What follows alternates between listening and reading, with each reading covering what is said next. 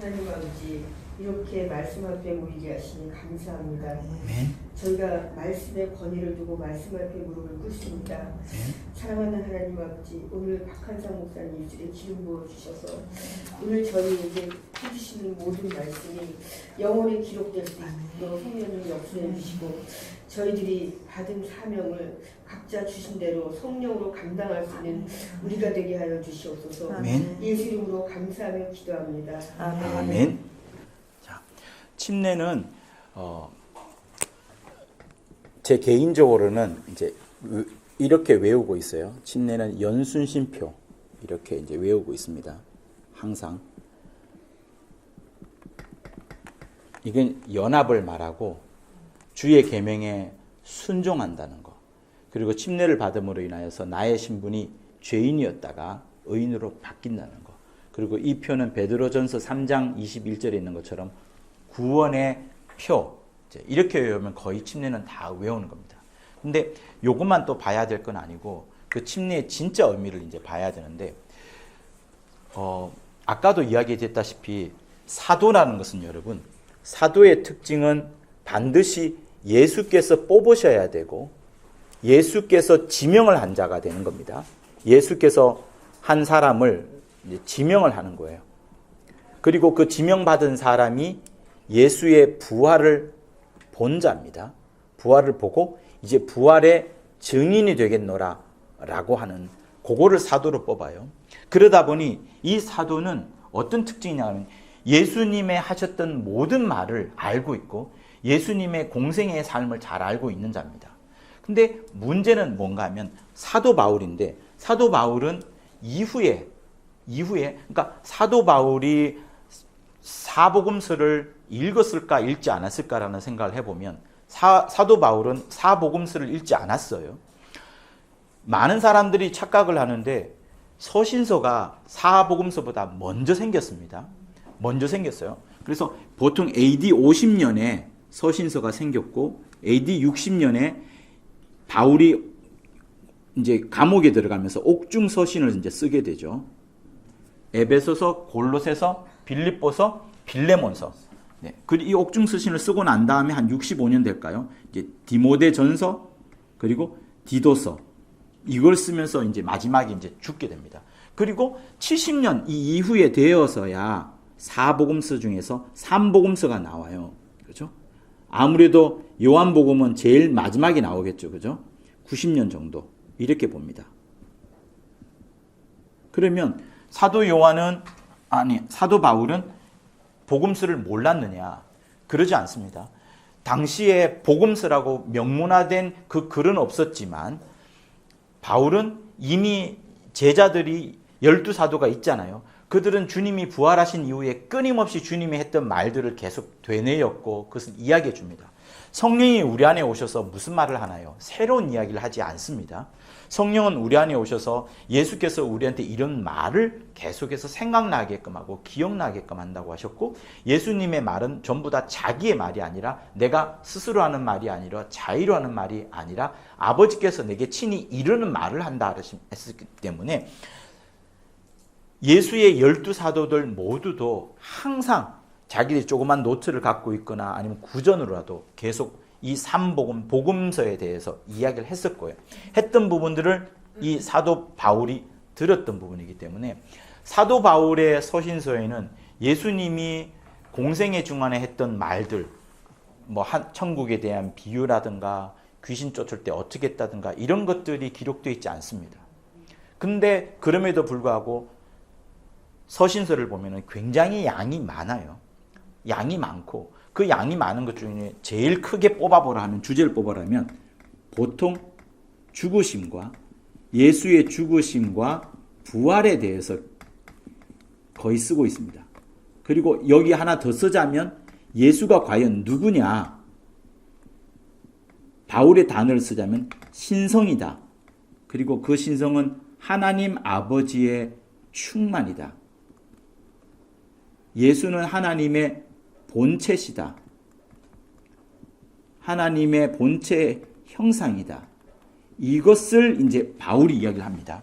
그러니 여러분 진짜 중요한 일을 지금 하는 거예요. 사복음서가 있기 전에, 사복음서가 명문하여 나오기 전에 이미 쪽복음이라든가 구전복음이라든가 또 혹은 뭐 신학교에서는 Q복음이라고도 해요.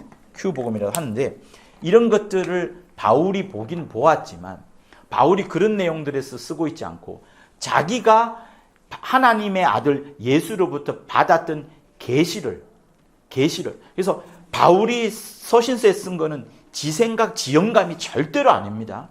그거 매우 중요해요. 사도는 반드시 예수와 직접적인 연결이 되어 있는 자들이고 그 예수와 직접적 연결되어 있는 자가 자기 말을 하는 게 아니라 철저히 계시를, 그러니까 이 계시는 누구 거예요? 예수께서 주는 겁니다. 그래서 바울에게 나타나서 임명을 했고 바울에게 여러 번 나타나서 여러 계시라고 하면서 나타나서 그가 배운 게 아니라 알게 되었고 그거를 서신서를 쓰면서 이제 이런 것들을 썼는 거예요. 예수의 죽으심이 어떤 의미인지, 부활이 어떤 의미인지. 그러면서 바울은 침례에 대해서 보지 못했어요. 자, 우리 사도행전 1장을 한번 보실까요? 1장 21절인가? 네. 사도행전 1장 21절에 보면 이런 말씀이 있습니다. 이러함으로 요한의 침례로부터 우리 가운데에서 올리워 가신 날까지 주 예수께서 우리 가운데 출입하실 때에 항상 우리와 함께 다니던 사람 중에 하나를 세워 우리로 더불어 예수의 부활하심을 증거할 사람이 되게 하여야 하리라. 지금 누구를 뽑아요? 마띠아를 뽑습니다. 왜 뽑아요? 가룟 유다가 없기 때문에. 그러니까 사도는 철저하게 교회가 확립되고 세워지기 전에 사도가 필요한데 그 사도의 역할은 어쨌든 이 사도를 보면서 예수를 봐야 되는 거예요. 예수의 말, 예수의 생애, 예수 이런 것들인데 지금 그러면서 마띠아를 뽑습니다. 그러니까 마띠아는 요한의 침례 때부터 요한에게 침례를 받을 때부터 예수의 죽는 것까지 예수의 부활하신 것까지 전부 다 본 자를 사도로 뽑는 거예요. 그런데 사도 바울 역시도 그렇게 했다라고 하는데 사도 바울은 예수의 침례를 보았을까요? 안 보았을까요? 안 본 자입니다. 요단강에서 침례를 안 본 자예요. 그렇지만 자세히 보면요. 성경을 보면 침례에 대해서 가장 많이 말을 하는 자가 누군가 하면 바울입니다. 그리고 다른 사람은 말을 하지 않아요. 베드로가 말을 하죠. 베드로전서 3장 21절에서 침례는 선한 양심이 하나님을 향하여 찾아가는 것이리라 라고 되어 있습니다. 그렇기 때문에 지금 침례에 대해서 직접 보지 못했지만 사도는 죽으심에 대해서 부활에 대해서 이걸 하나로 뭉뚱그려 말하자면 침례다. 이렇게 그가 고백을 하고 있고 그러면서 예수가 누구인가에 대해서 잘 이야기를 합니다. 예수가 하나님의 신성을 다 갖고 있는 분. 예수는 하나님의 신성의 모든 충만이라고 골로새서에 있는 그것처럼 2장 9절에 예수의 육체 안에는 하나님의 신성의 모든 충만함이 있다. 그러니까 예수 그 자체가 하나님의 충만을 다 보여주는 분이시다. 그뿐만 아니죠. 예수는 하나님의 본체다. 예수는 하나님의 형상이다. 이 말은 삼복음서에 없어요. 그러면 요한이 이제 나중에 90년도에 요한복음을 쓰면서 예수가 하나님의 아들일 뿐만 아니라 하나님이라고 막 직접 언급하는 부분들이 들어가지 않습니까? 그러니까 이런 것들이 다 영향을 받는 거예요. 이까지는 사실상 굉장히 누구의 영향을 받았냐? 사도 바울의 영향을. 그 이후에 이제 제자들이 써내려 갔던 거예요. 그러니까 머리가 아주 똑똑했던 사도 바울은 자기가 똑똑했기 때문에 서신서를 쓴 게 아니라 자기가 못 가니까 빨리 편지를 써서라도 이것저것 전달해야 되는 부분들이 있어요. 그리고 여러분 사도행전인가 한번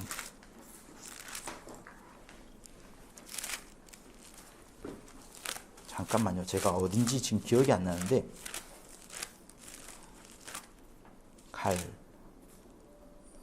갈라디아서 2장을 보시면 바울이 이제 예루살렘으로 올라가는 장면이 있습니다. 올라가는 장면이 2장에 나오는데 1장 12절에도 이렇게 말을 해요. 11절에 형제들아 내가 너희에게 알게 하노니 내가 전한 복음이 사람의 뜻을 따라 된 것이 아니라 바울이 지금 전하는 복음은 절대로 자기 머리에서 나온 게 아니라고 말합니다. 이는 내가 사람에게서 받은 것도 아니고 공부한 것도 아니다. 배운 것도 아니다. 오직 예수 그리스도의 계시로 계시로 말미암은 것이다. 그러니까 예수께서 친히 나타나셔서 말씀하여 주신 그것을 지금 복음으로 지금 말하고 있는 거예요. 그런데 2장에 가보면 2장에서 이렇게 말합니다. 14년 후에 내가 바나바와 함께 디도를 데리고 다시 예루살렘에 올라갔다. 계시를 인하여 예수께서 가라고 말씀하셨기 때문에 간 거다. 그 계시를 인하여 올라갔다. 내가 이방 가운데서 전파하는 복음을 저희에게 제출하되, 그러니까 바울이 자기가 이방인들한테 복음을 전하는데 그것을 예루살렘 사도들한테 알게끔 해줍니다. 그걸 제출하는데 유명한 자들에게, 이 유명한 자들은 사도를 말하는 거예요. 사사로이 한 것은 개인적으로 말했다는 거예요. 공적으로 예루살렘 회의에서 말하지 않고 사사로이 개인적으로 가르쳐 주었다. 왜 그러냐? 자기가 지금 다름질하는 거, 자기가 엄청 수고하면서 복음 전하는 거, 그리고 다름질하는 것도 헛되지 않게 하려고 그들에게 가르쳐 주었다. 이렇게 말합니다. 자, 9절 보시면 또 내게 주신 은혜를 알므로 기둥같이 여기는 야고보. 여기 나오는 야고보는 예수의 동생을 말하는 거예요.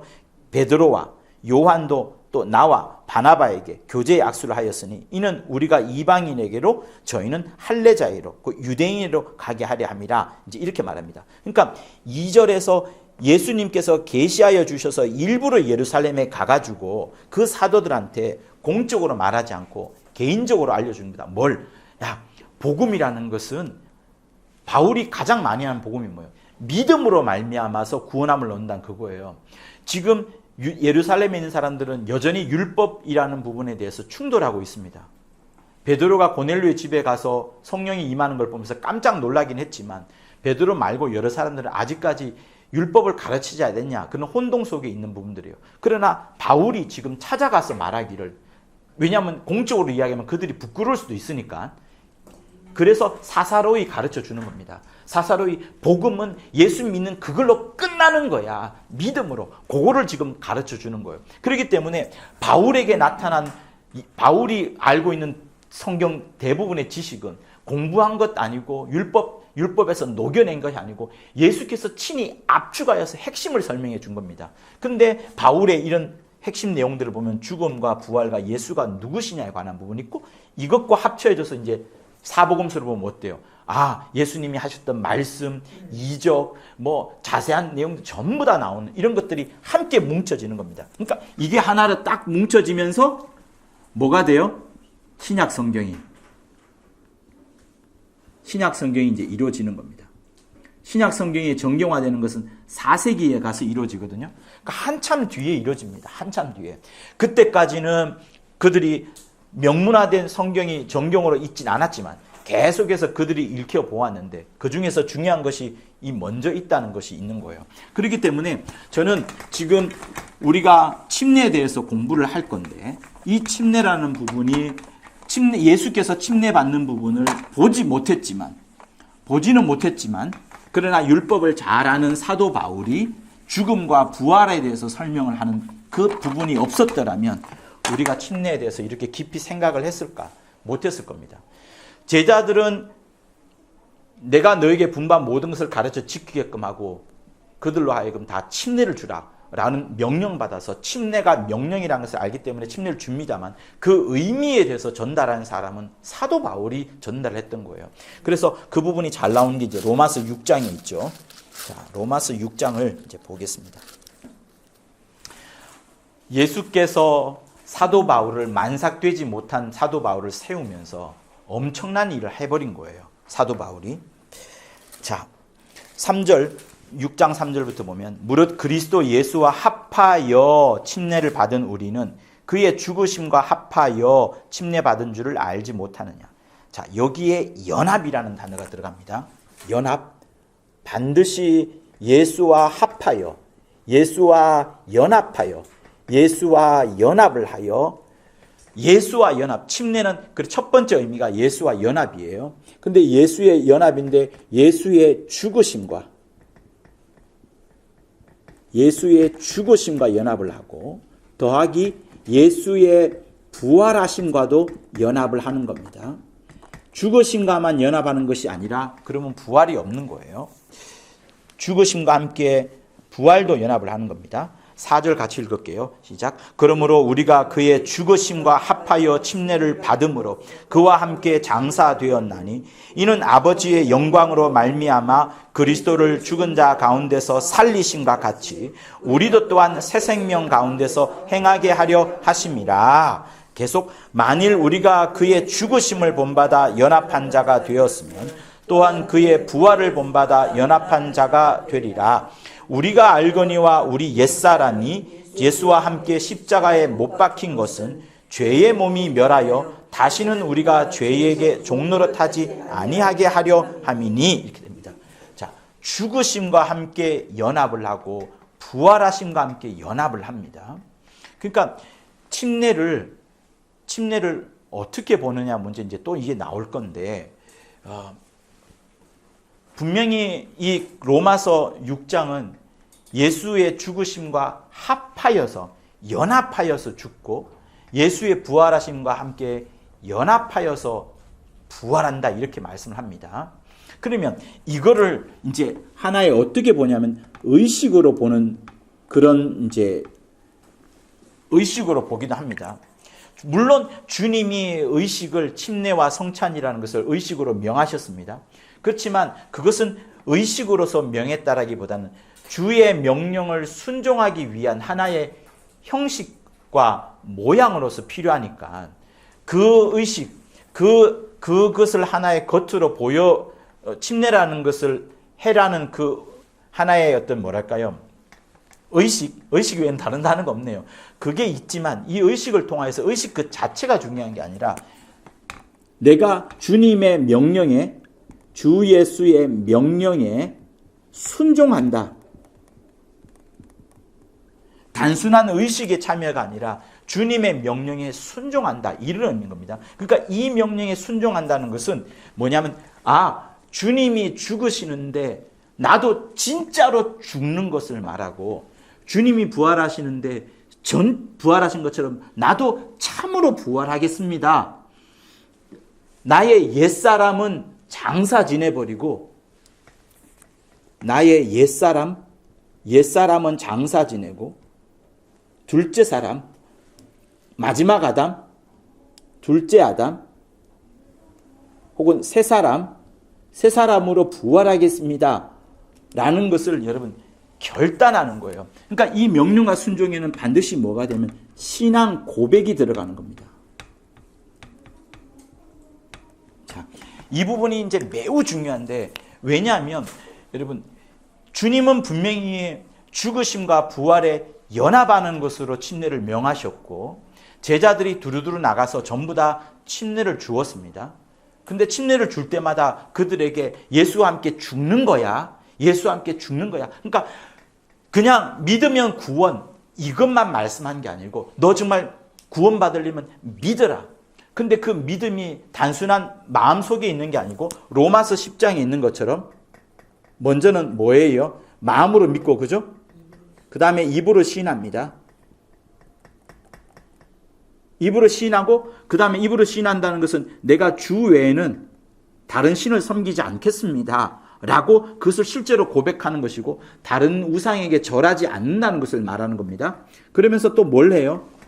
오늘 우리가 여기서 있는 것처럼 12절부터 한번 읽어볼까요? 12절과 14절 6장 12절 14절 그러므로 너희는 죄로 너희 죽을 몸에 왕노릇하지 못하게 하여 몸의 사욕을 순종치 말고 또한 너희 지체를 불의의 병기로 죄에게 드리지 말고 오직 너희 자신을 죽은 자 가운데서 다시 산 자같이 하나님께 드려 너희 지체를 의의 병기로 하나님께 드리라.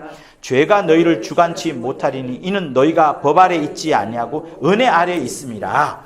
침례를 받음으로 인하여서 옛사람은 죽고 둘째 사람이 살아납니다. 그리고 옛 언약 속에 있지 아니하고 옛 언약이 뭐예요? 율법이잖아요.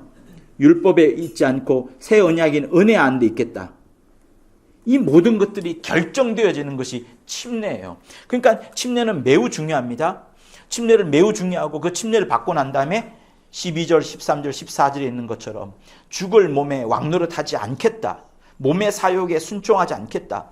내 몸을 불의의 병기로 드리지 않겠다. 나를 죄 가운데 그냥 막 끌려가도록 하지 않겠다. 의의 병기가 되도록 하겠다면서 마음에 굉장히 결심을 하는 겁니다. 그러니까 여기는 죄와 멀어지려고 하는 여러 가지 그 사람의 어떤 그런 것들이 있어요. 그래서 로마서 6장 이제 그 12절에서부터 나오는 그런 부분이 있습니다. 그리고 나서 이 모든 것들을 생각하고 난 다음에 이제 실제로 침례를 받습니다. 침례를 받으면서 예수와 함께 진짜로 죽고 예수와 함께 이제 함께 살아가는 그것을 말합니다. 근데 이거를 의식으로 보게 되면, 단순한 의식으로 보게 되면, 교회에서 하는 여러 행사들 중에 한 가지 의식으로 보게 되면 이게 이제 문제가 되는 겁니다. 근데 이것을 의식으로 주님은 말씀하셨지만 그건 우리는 하나의 어떤 교회 내에서 어떤 종교단체가 이루어가고 있는 하나의 성전, 성례 같은 그런 부분이 아니라 주님의 명령 때문에 침례받는 그게 되어야지, 내가 교회 다닌다는 하나의 표식으로서 하는 게 아니라 주 예수의 명령에 순종하는 것, 주님이 내게 명령하셨으니 내가 그렇게 주님을 믿습니다라는 그 고백이 들어가는 거예요. 그래서 여러분, 우리가 신앙생활할 때 전 세계에 여러 교파들이 있습니다. 굉장히 많은 교파가 있어요. 가톨릭이 있었고, 종교계가 일어났었고, 청교도가 있었고, 재침례파가 있고, 침례파가 있고, 여러 것들이 다 있습니다. 근데 하나의 흐름을 보자면 뭐냐면, 항상 자기들의 교권을 주장하게 되고 자기들의 교리를 주장했던 사람들은 그렇지 않은 사람들을 핍박해 왔던 여러 전례들이 있습니다. 우리 믿음의 선진들이 피를 쏟아냈고 죽기를 각오하면서 했던 그런 것들이, 그들이 왜 죽기를 각오하면서까지 그렇게 했느냐에 대해서 깊이 봐야 되는 부분들이 있어요. 그거는 뭐냐면, 보세요. 가톨릭은 철저히 세례를 주장합니다. 침례받는 것을 매우 싫어했어요. 가톨릭이 세례로 바꾼 것은 굉장히 거슬러 올라갑니다. 가톨릭이 세례를 부는 것은 물을 뿌리는 거예요. 그렇지만 이 가톨릭도 성경에 나오는 단어에 대해서는 밥티즈마 이렇게 해가지고 그 밥티즈마라는 단어를 그대로 썼습니다. 근데 문제는 뭐냐면, 한국에 와서 한국에서 이 성경이 쓰여질 때 그게 침례로 쓰여지지 않고 세례로 바뀌어져 버렸어요. 그냥 밥티즈마로 쓰거나 침례로 쓰거나, 원래 밥티즈마 자체가 물속에 들어갔다가 나오는 것이 밥티즈마입니다. 원래 밥티즈마 뜻이, 그래서 여러분이 준 유대인 성경에도 보면 거기는 밥티즈마 자체가 물속에 들어갔다가 나오는 것으로 되어 있어요. 물속에 들어갔다 나오는 것으로. 그리고 일전에 지난 시간에 여러분께서 한 분이 물어보신 것처럼 이제 제2성전 때에 미크베라고 침례 비슷한 게 있긴 있습니다. 그러나 이거는 정결례예요. 정결례. 가장 쉽게 말하자면, 부정한 여인이 임신을 했거나 출산을 했거나 아니면 어떤 달마다 다루는 그 달에 자기가 정결하지 않기 때문에 이제 탕 안에 들어가서 혼자 들어가서 그 속에서 자기를 깨끗하게 하는 정결례입니다. 그러니까 이거는 한 번 하는 게 아니고 자주 하는 거예요. 자주. 출산했을 때마다. 그러니까 그런 게 다릅니다. 이건 제2성전기 때 나왔던 거고. 그러나 주님이 말씀하신 침례는 절대로 씻는 게 아니에요. 이 세례는 강조하면서 씻음을 강조합니다. 죄의 씻음을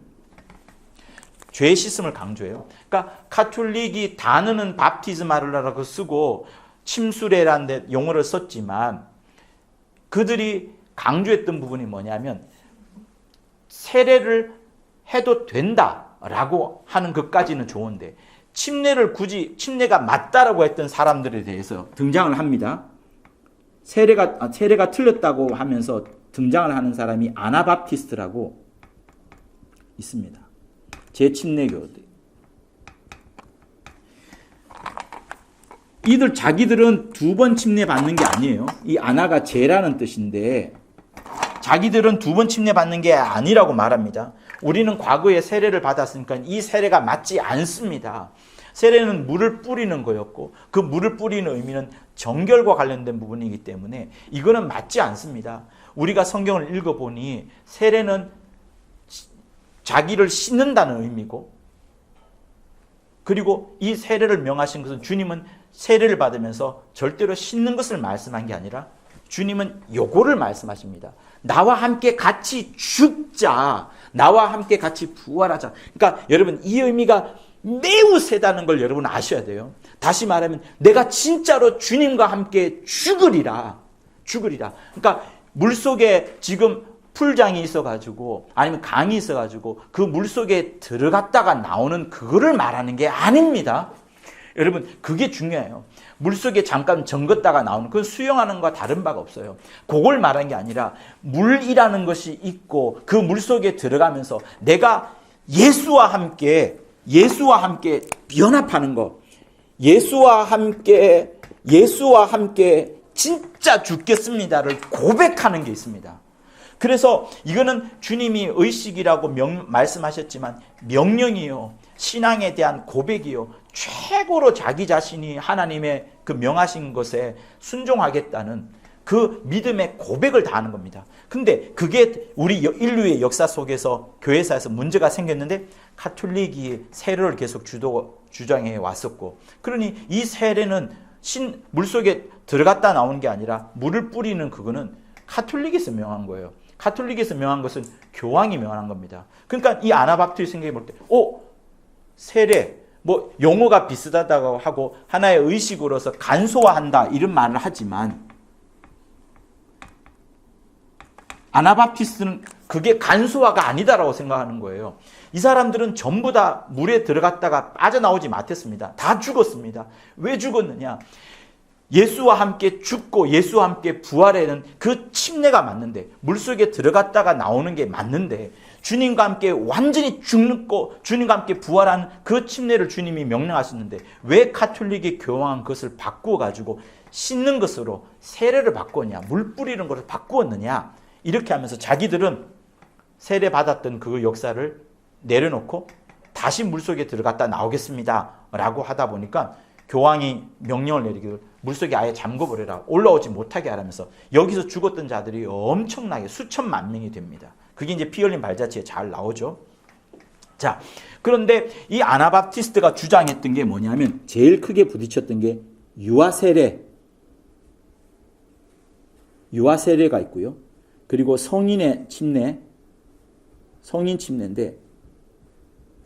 뭘 말하냐면 그 침례의 의미를 알고서 침례 받아야 된다 하면서 유아세례를 절대로 거부하는 거예요. 근데 가톨릭은 유아세례를 강조합니다. 왜 유아세례가 강조되냐면 할례를 언제 받아요? 8일째 받습니다. 예수께서 할례를 받았어요? 안 받았어요? 할례 받았습니다. 누가복음 3장에 보면은 할례 받고 그 다음에 모친 마리아가 정결례를 하게 되고 그 다음 줄에 보게 되면은 예수께서도 정결례 하나의 의식으로서 뭔가를 드리는 그 장면이 누가복음 3장에 나올 거예요. 그렇게 이제 합니다. 그걸 따라서 그 할례를 하나에 하는 걸 따라서 가톨릭에서 그걸 세례를 바꿔가지고 유아들에게도 세례를 주는 그런 것으로 합니다. 그러나 성경은 분명히 죽으심과 부활에 대한 자기 자신의 신앙 고백과 순종과 연순심표, 예수와 함께 연합하고 예수님의 말씀에 순종하고 자기 신분이 바뀌어져 가고 구원의 표, 이 모든 것들이 함께 있는 부분이기 때문에 침례는 아이가 받을 수 없다. 그 아이가 어른으로 성장한 다음에 진짜로 주님을 향하여서 이 신앙의 고백을 하고 최고의 신앙 고백입니다. 믿음의 고백으로서. 그러니까 마음으로 믿고 입으로 시인하고 이제 주님만 섬기겠다, 다른 우상은 섬기지 않겠다, 죄와 결별하는 삶을 산다고 하지만 침례를 받음으로 인해서 내가 예수와 죽는 것. 그러니까 여러분 물속에 들어갔다 나오는 게 절대로 아닙니다. 이거 오해하는 사람 진짜 많은데요. 침례라는 것은 물속에 들어갔다 나오는 게 중요한 게 아니라 그 물이라는 것은 하나를 구원의 표로서 인정을 하고 내가 그 물속에 들어가면서 예수와 함께 죽겠습니다. 예수와 함께 이제 부활하겠습니다. 라는 겁니다. 그거를 결심하는 거예요. 그래서 혹시나 침례 받을 때 그만큼의 수준에 이르지 못하였다고 하더라도 그러면 과거에 그때 두 번 침례 받는 게 아니라 과거에 그때 나는 침례 받았을 때 그런 마음을 가졌어야 되는구나 라고 하면서 지금이라도 주를 위해서 어떻게 해야 된다? 죽어야 된다. 이걸 말하는 거예요. 그래서 시므온의 책 중에 지금까지 나온 책이 이제 이게 마지막 책이잖아요. 죽을 각오로 독립침례교회를 개척했다. 이 책 없으시죠? 어떻게 받으셨어요? 우와. 있으세요? 오. 아우, 네, 진짜 충격받네. 그러니까 이 책이 강조하는 거는 마지막에 죽을 각오를 하라는 거거든요. 그러니까 이 책이 읽고 진짜 죽을 각오하지 않으면 내가 침례교인이다, 장로교다 이거 말하는 게 아니에요. 물이라는 것은 하나의 구원의 표고 주님이 2000년 전에 요단강에 주님이 들어가셨던 것처럼 나도 죽으면서 주님이 그 물속에 들어갈 때 왜 들어갑니까? 그냥 하나의 그냥 뭐 시켰으니까 물속에 하나의 의식으로 한 게 아니라 자기가 장차 받을 침례가 있잖아요. 그때 그거를 생각하면서 나는 이제 진짜 죽겠습니다. 그리고 아버지께서 살려주심으로 살아나겠습니다라는 그것을 짱 보여주는 겁니다. 당시 그때 제자 어느 누구도 그걸 몰랐어요. 그걸 왜 하는지도 몰랐고 다만 침례 요한과 도대체 어떤 관계지? 이렇게 막연하게만 생각을 했던 거예요.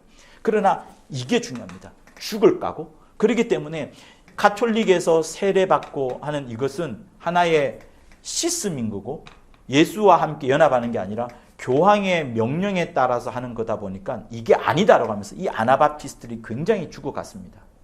그런데 문제는 뭐예요? 당시 가톨릭을 벗어나려고 했던 사람들이 누구예요? 종교개혁가 있죠. 그죠? 문제는 종교개혁가들이에요. 종교개혁가들이 칼빈도 그렇고 또 루터도 그렇고 또 유명했던 쯔빙글이라는 사람도 있었고 그렇고 심지어 조금 지난 다음에 요한 웨슬리도 그렇고 4명 모두가 다 세례하면 되지 굳이 침례 받아야 되느냐 하면서 그들이 반대하는 입장을 가졌습니다. 근데 반대하는 입장도 좋아요. 뭐 어떻게 되냐면 이 종교개혁가들은 지금 가톨릭으로부터 벗어나야 됩니다.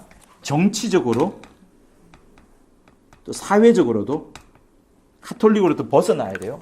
그러면서 자기들이 추구했던 것이 뭐냐면 그 당대의 어떤 그 영주들하고 힘을 모아가지고 그들이 하나의 어떤 국가나 작은 단위로서 국가 단위라고 할 수 있는 그런 부분으로 만들어갔습니다. 다시 말하자면 그들이 자기들 나름대로의 정치와 사회를 하나로 묶어가기 위하여서 이제 하나의 어떤 그런 생각을 갖고 있었거든요. 그러다 보니 그들은 가톨릭으로부터 벗어나오는 일을 했지만 이 세례 부분에 있어서는 그대로 답습을 합니다. 답습을 하는데 이 아나바티스트는 그러지 않겠다는 거예요. 우리는 침례가 맞기 때문에 절대로 국교화된 종교는 믿지 않겠다. 신앙은 각각 개인에게 주어지는 것이다. 왜 나라에서 강요하고 왜 가톨릭에서 벗어나 개신교라고 했던 그 개신교 아래에서 해야 되느냐라고 하면서 그런 것들을 굉장히 벗어나는 주장을 해왔습니다. 그러다 보니까 특별히 유아 세례 얘네들은 알지 못하고 침례받은 거니까 이건 틀린 것이다. 아니다. 유아 세례해도 된다. 가톨릭 됐지 않느냐. 우리가 가톨릭에서 벗어나서 지금 뭔가를 하고 있지 않느냐. 유아 세례 괜찮다. 성인들의 신앙의 고백으로서 믿음을 알고 예수를 제대로 아는 자, 그래서 예수와 함께 진짜 죽겠노라라고 결심하는 자들이 침례받는 게 맞다. 아니다. 굳이 꼭 그렇게 해야 되는 게 아니다. 침례는 그냥 하나의 의식이다. 그리고 이걸 약식으로 받아도 된다.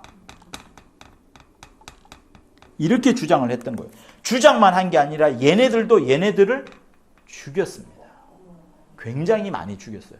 그렇기 때문에 이 아나바티스트가 문제가 되는 거예요. 문제가 된다는 건 이슈가 된다는 것이고 이슈가 된다는 것은 왜 이들이 죽어갔느냐라는 것을 생각해 봐야 되네요.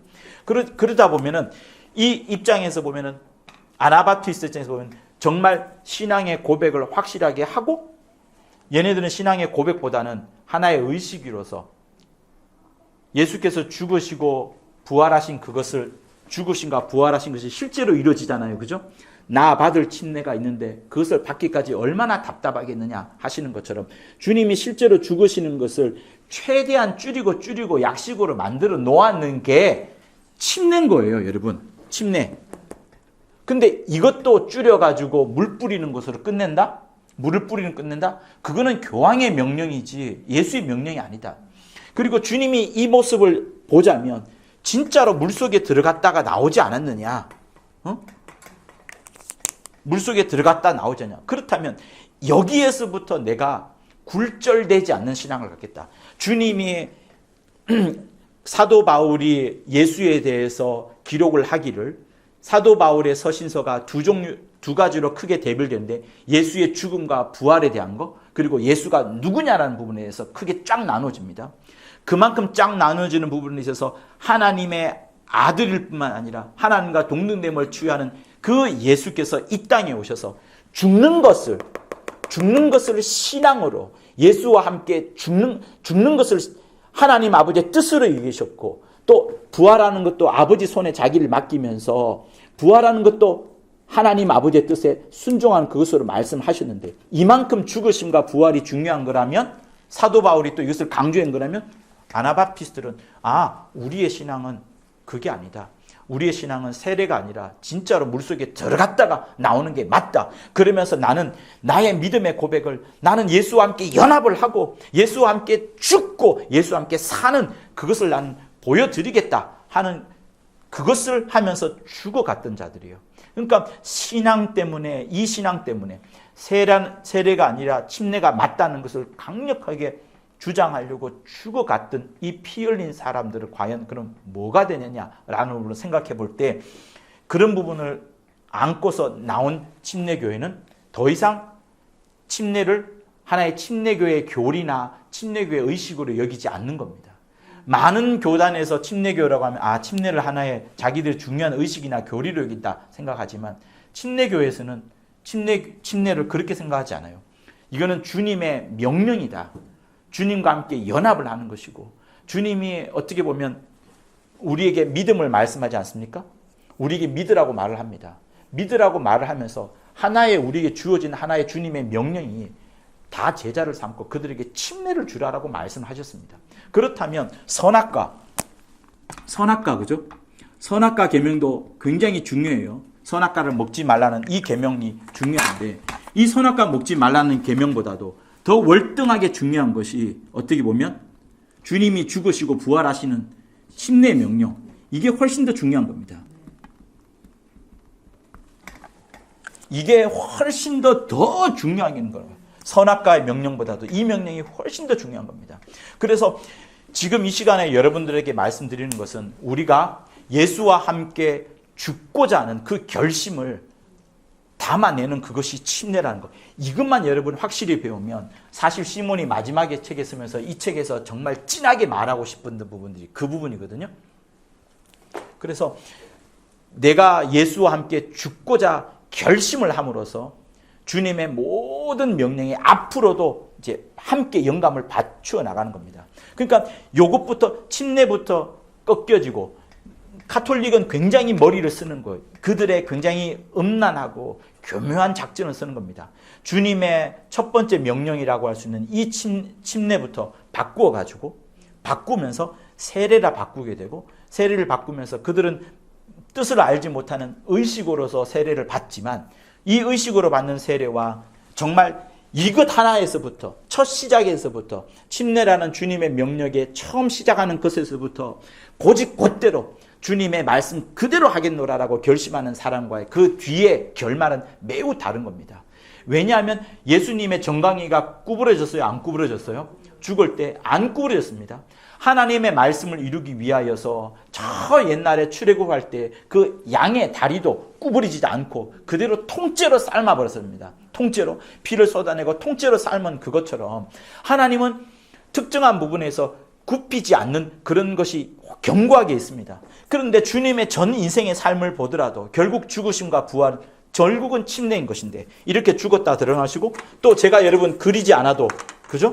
그리지 않아도 하나님의 의도에 보면 그죠? 이 물속에 들어갔다가 올라오는 것 아니겠어요? 성전도 이따가 또 그리겠습니다만 전부 다 여기서 죽고 여기 들어가는 걸 말합니다. 반드시 죽어야 되는 게 필요한 거예요. 그러니 모든 인류가 다 죽습니다만 우리는 어떻게 죽느냐? 예수와 함께 죽으리라 이렇게 결심을 하는 거예요. 지금 우리는 많은 시간이 지났지만 침례받은 시간이 지났지만 지금이라도 내가 죽을 때는 예수와 함께 죽으리라라고 하면서 죽어야 되는 거예요. 그런 의미에서 우평강도가 침례 받았냐 안 받았냐 이런 말들을 많이 하고 저도 질문을 하면서 시몬에게 이제 거의 며칠 동안 내내 이제 교육을 받았던 부분이고 그 책에 이제 또 나옵니다. 신앙 수필에도 나오고 지금도 나오는 책인데 침례 요한은 침례를 받았다는 것이 시몬의 강력한 주장이에요. 다시 말하면 그 우편강도가 마음으로 침례 받겠다. 이게 아닙니다. 우편강도는 마음으로 침례 받는 거. 그러니까 마음으로 내가 실제로 물속에 들어가진 않지만 마음으로 침례 받겠다. 이것도 아니고 우편강도가 그냥 죽은 척 하겠다. 이것도 아닙니다. 지금 우편강도는 자기가 고백을 해요. 자기가 누가복음 22장에서 고백을 합니다. 23장에서 고백을 해요. 그런데 먼저는 그 좌편에 있는 강도가 예수를 비방합니다. 야, 네가 그리스도가 아니냐? 그럼 우리를 구원하라! 이렇게 막 말합니다. 그때 이 우편 강도가 정신을 차린 거예요. 물론 계속 정신을 차리고 있는 중이지만 좌편 강도가 딱 말함으로 인해 가지고 이때 말하는 겁니다. 40절에서 네가 동일한 정죄를 받고 우리가 죄인 아니냐? 하나님을 두려워하지 않느냐? 우리는 우리 행한 일에 상당한 보응을 받는 것인 이에 당연하거니와 이 사람이 행한 것은 옳지 않은 것이 없다. 그러니까 자기들은 능히 죄인인 것이고 이분은 죄인이 아니라 의인이라는 것을 고백을 합니다. 예수가 누구인지에 대한 고백을 합니다. 42절 가로되 예수여 당신의 나라에 임할 때 나를 생각하소서. 지금 이 사람은 예수와 함께 죽는 것을 생각을 하고 또 당신의 나라에 임하실 때 이 말은 뭐예요?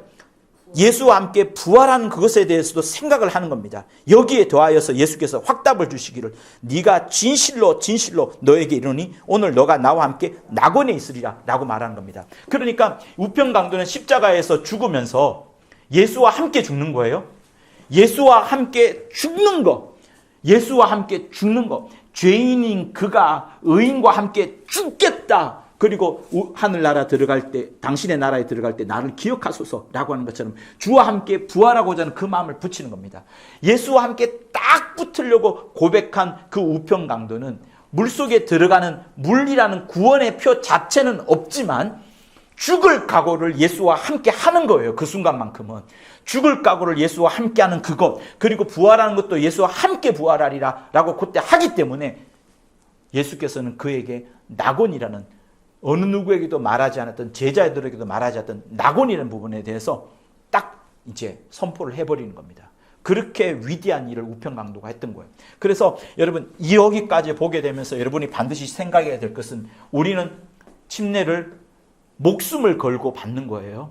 목숨을 걸고 받는 것이고 어떤 가톨릭의 영향이나 교황의 영향이나 또 어떤 의식으로 받는 것도 아니고 이거는 주님의 명령하신 바에 따라서 철저하게 순종하는 것으로서 나의 신앙의 고백으로서 하는 겁니다. 내가 예수 믿는다 이 정도뿐만 아니라 예수와 함께 죽고 예수와 함께 살겠노라 이것을 결심하는 그게 침례인 거예요. 그래서 2번 필요 없고 딱 한 번만 받는 그것을 성경은 말하고 있습니다.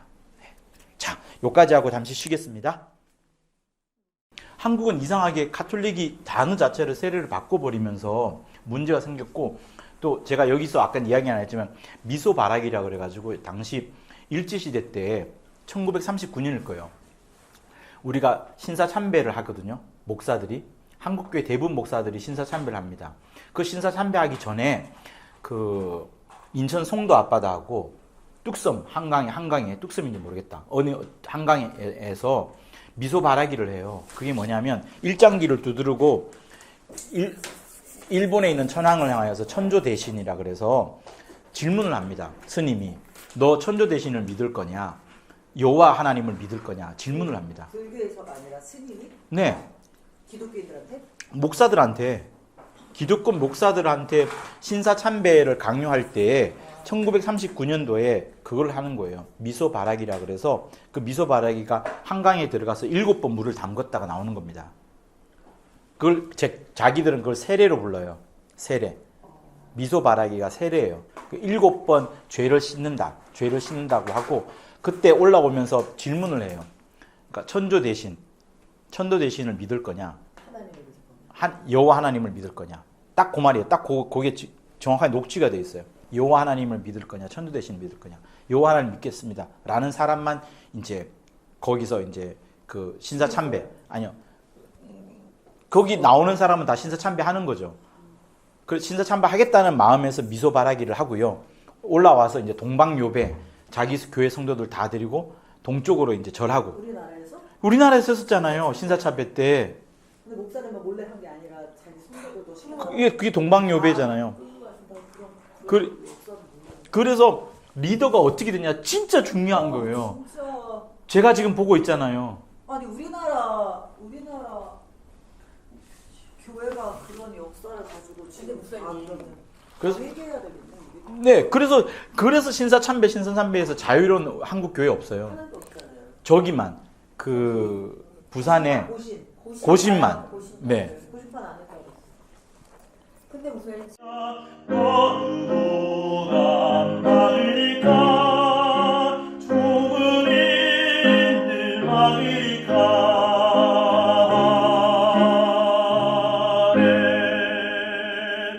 자, 그 다음에 이제 우리 중생과 선결을 볼 것인데요.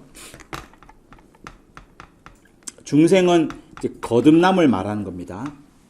거듭남을 말하는 것이고, 성결은 이제 매번 이제 우리가 구원받음으로 인하여서 바로 신이 되는 것이 아닙니다. 우리는 구원을 받았지만 육체가 있는 동안에는 여전히 죄를 지을 수밖에 없어요.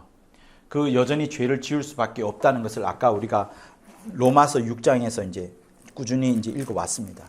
로마서 6장에서 읽어오면서 이제 너희는 죄로 너희 죽을 몸에 왕노릇하지 못하게 하여 몸의 사욕을 순종치 말고라고 나오는 부분, 그 아래 부분들이 이제 우리에게 계속 주어집니다.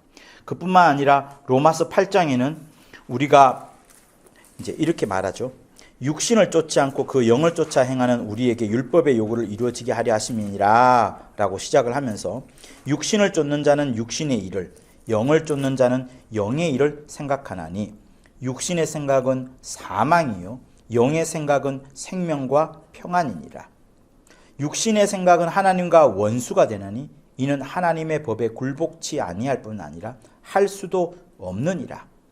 육신에 있는 자들은 하나님을 기쁘시게 할 수 없느니라. 이렇게 말합니다. 매우 단순하고 매우 당연한 거지만 우리는 계속해서 육신에 져서 계속 세상의 욕심에 이끌려 살아가고 있습니다.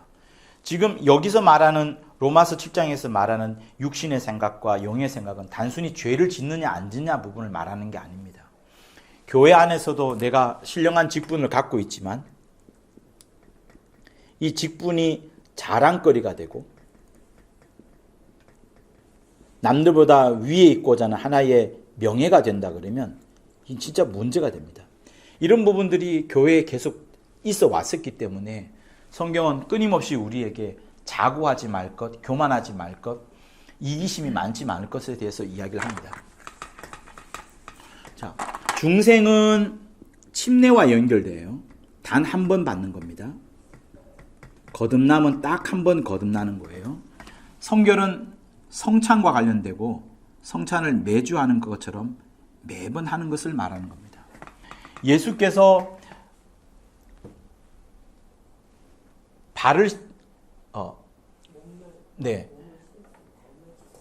저에게 발을 씻을 필요까지 없다라고 말씀하시는 부분이 요한복음 13장에 나오죠. 발만 씻으면 된다라고 하죠. 세족식이라고 말하는 부분인데 대야에 물을 담아 제자들의 발을 씻기시고 그 두르신 수건으로 씻기를 시작하여 시몬 베드로에게 이르시되 가로되 주여 주께서 내 발을 씻기시나이까? 예수께서 대답하여 가라사대 하는 것을 내가 이제는 알지 못하나 이후에는 알리라.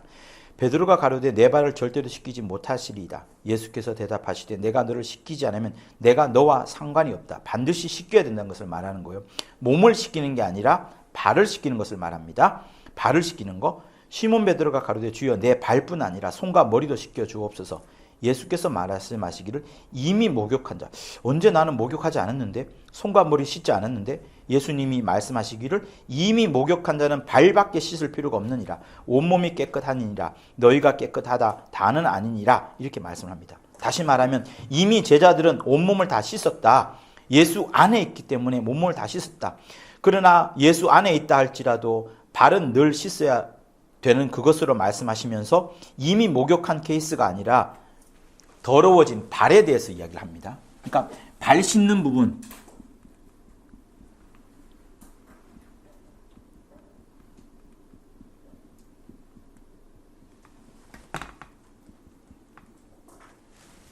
(13장에) 있는 것처럼 몸을 씻기는 부분 이렇게 말합니다. 침례는 단 한 번 받는 거예요. 성경에 나올 때 단 한 번이라는 것은 단 한 번으로 끝난다는 게 아니라 요 뒤에는 항상 단 한 번의 영혼이라는 것이 있어요. 그죠? 단 한 번의 영혼이 받습니다. 자,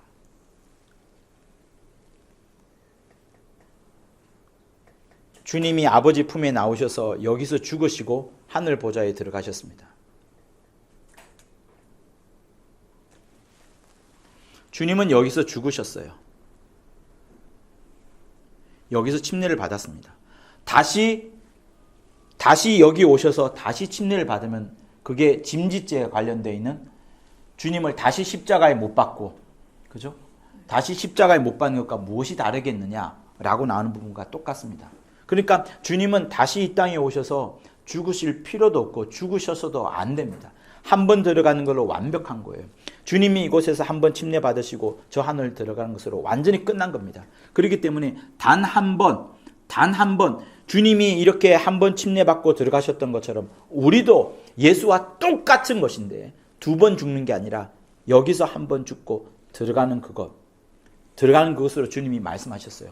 근데 두 번 죽는 게 뭐예요? 둘째 사망이 나와 있는 그것처럼, 그거는 이제 여러분들이 의미를 살려서 생각해 보시면 되겠어요. 오늘 여기서 배울 부분은 아니고요. 성결은 성찬이기 때문에 계속 거듭합니다. 반복해서 합니다. 침례는 자기 영과 관련된 거예요. 자기 영. 그러나 성결은 영혼 육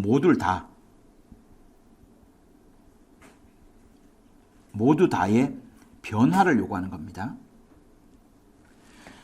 거듭나는 것은 변화를 말하는 게 아니에요. 중생은 변화를 말하는 게 아닙니다. 그때 한번 완벽하게 확 바뀌어버린 거예요. 그래서 변화라는 단어보다도 아예 거듭났다. 주님이 우리에게 침례를 명하시고 주님과 함께 죽고 주님과 함께 사는 그것으로 우리는 완전히 이제 바뀌어졌다. 거듭났다. 이렇게 말하는 것이고, 그러나 성결이라는 부분은 우리가 여전히 육체가 있기 때문에 매일매일마다 짓는 죄들이 있어요. 그래서 주일마다 우리는 참회 기도를 합니다. 어떤 때는 매일도 참회 기도를 합니다. 잠자기 전에 생각나는 모든 것들을 회개하고 내려놓습니다. 그만큼 계속 거듭 반복을 하면서 우리의 영과 혼과 육이 변화되어져 가는 과정이에요. 이거는 우리의 노력이 없이는 되지 않습니다. 영이 완전히 거듭났잖아요. 일단 중생했잖아요. 예. 근데 영혼이 혼과 육이 변화되는 거예요. 아니요, 그렇죠. 그러니까 여기에 제가 영이라고 쓰긴 썼지만 이 부분은 이제 뭘 말하냐면 영이 변화되는 건 아니에요. 제가 이제 인간의 실체라고 책에도 나와 있거든요. 그러니까 인간의 실체인데 영이 변화되는 건 아니죠. 그의 영이 이제 침례를 받음으로 인하여서 거듭났기 때문에 변화되지 않은 자기의 혼과 또 순종하지 않는 육체를 계속해서 이제 순종시키고 복종해 나가는 그걸 이제 노력이라고 하는 겁니다. 제가 설명하려고 했던 부분이 바로 그 부분이에요. 노력이라는 부분이 노력을 해서 구원을 얻는 것이 아니라 자기 영이 이미 거듭났으니 그 거듭난 영이 혼을 이제 움직여서 의지를 다하고 순종하니라, 충성하리라, 열심 다하리라, 목숨을 걸리라 라고 하는 그런 각오를 다하고, 그러면서 실제 몸까지도 이제 하게 되는, 변화를 하게 되는, 몸까지도 죄로부터 멀어지고 예수의 하나님 아버지의 의를 이뤄 나가려는 그런 부분들이 이제 지금 들어가 있는 겁니다. 그러면서 이거는 결국은 한 번으로 끝나는 거지만 이거는 죽을 때까지 하는 거예요. 그죠? 죽을 때까지. 육체가 다 끝나야지만 이제 이 성결은 끝나는 겁니다. 그래서 우리의 성화는 죽지 않는 이상은, 우리의 육체를 마감하지 않는 이상은 우리의 성화는 완전하게 끝나지 않습니다. 그렇기 때문에 죽을 때까지 결국은 이 성결의 과정을 계속 거쳐야 되는데, 이 성결의 과정을 거치는 것, 성찬을 하게 되면서 우리는 계속 자기 자신을 확인합니다. 고린도전서 11장을 한번 펼쳐보실까요?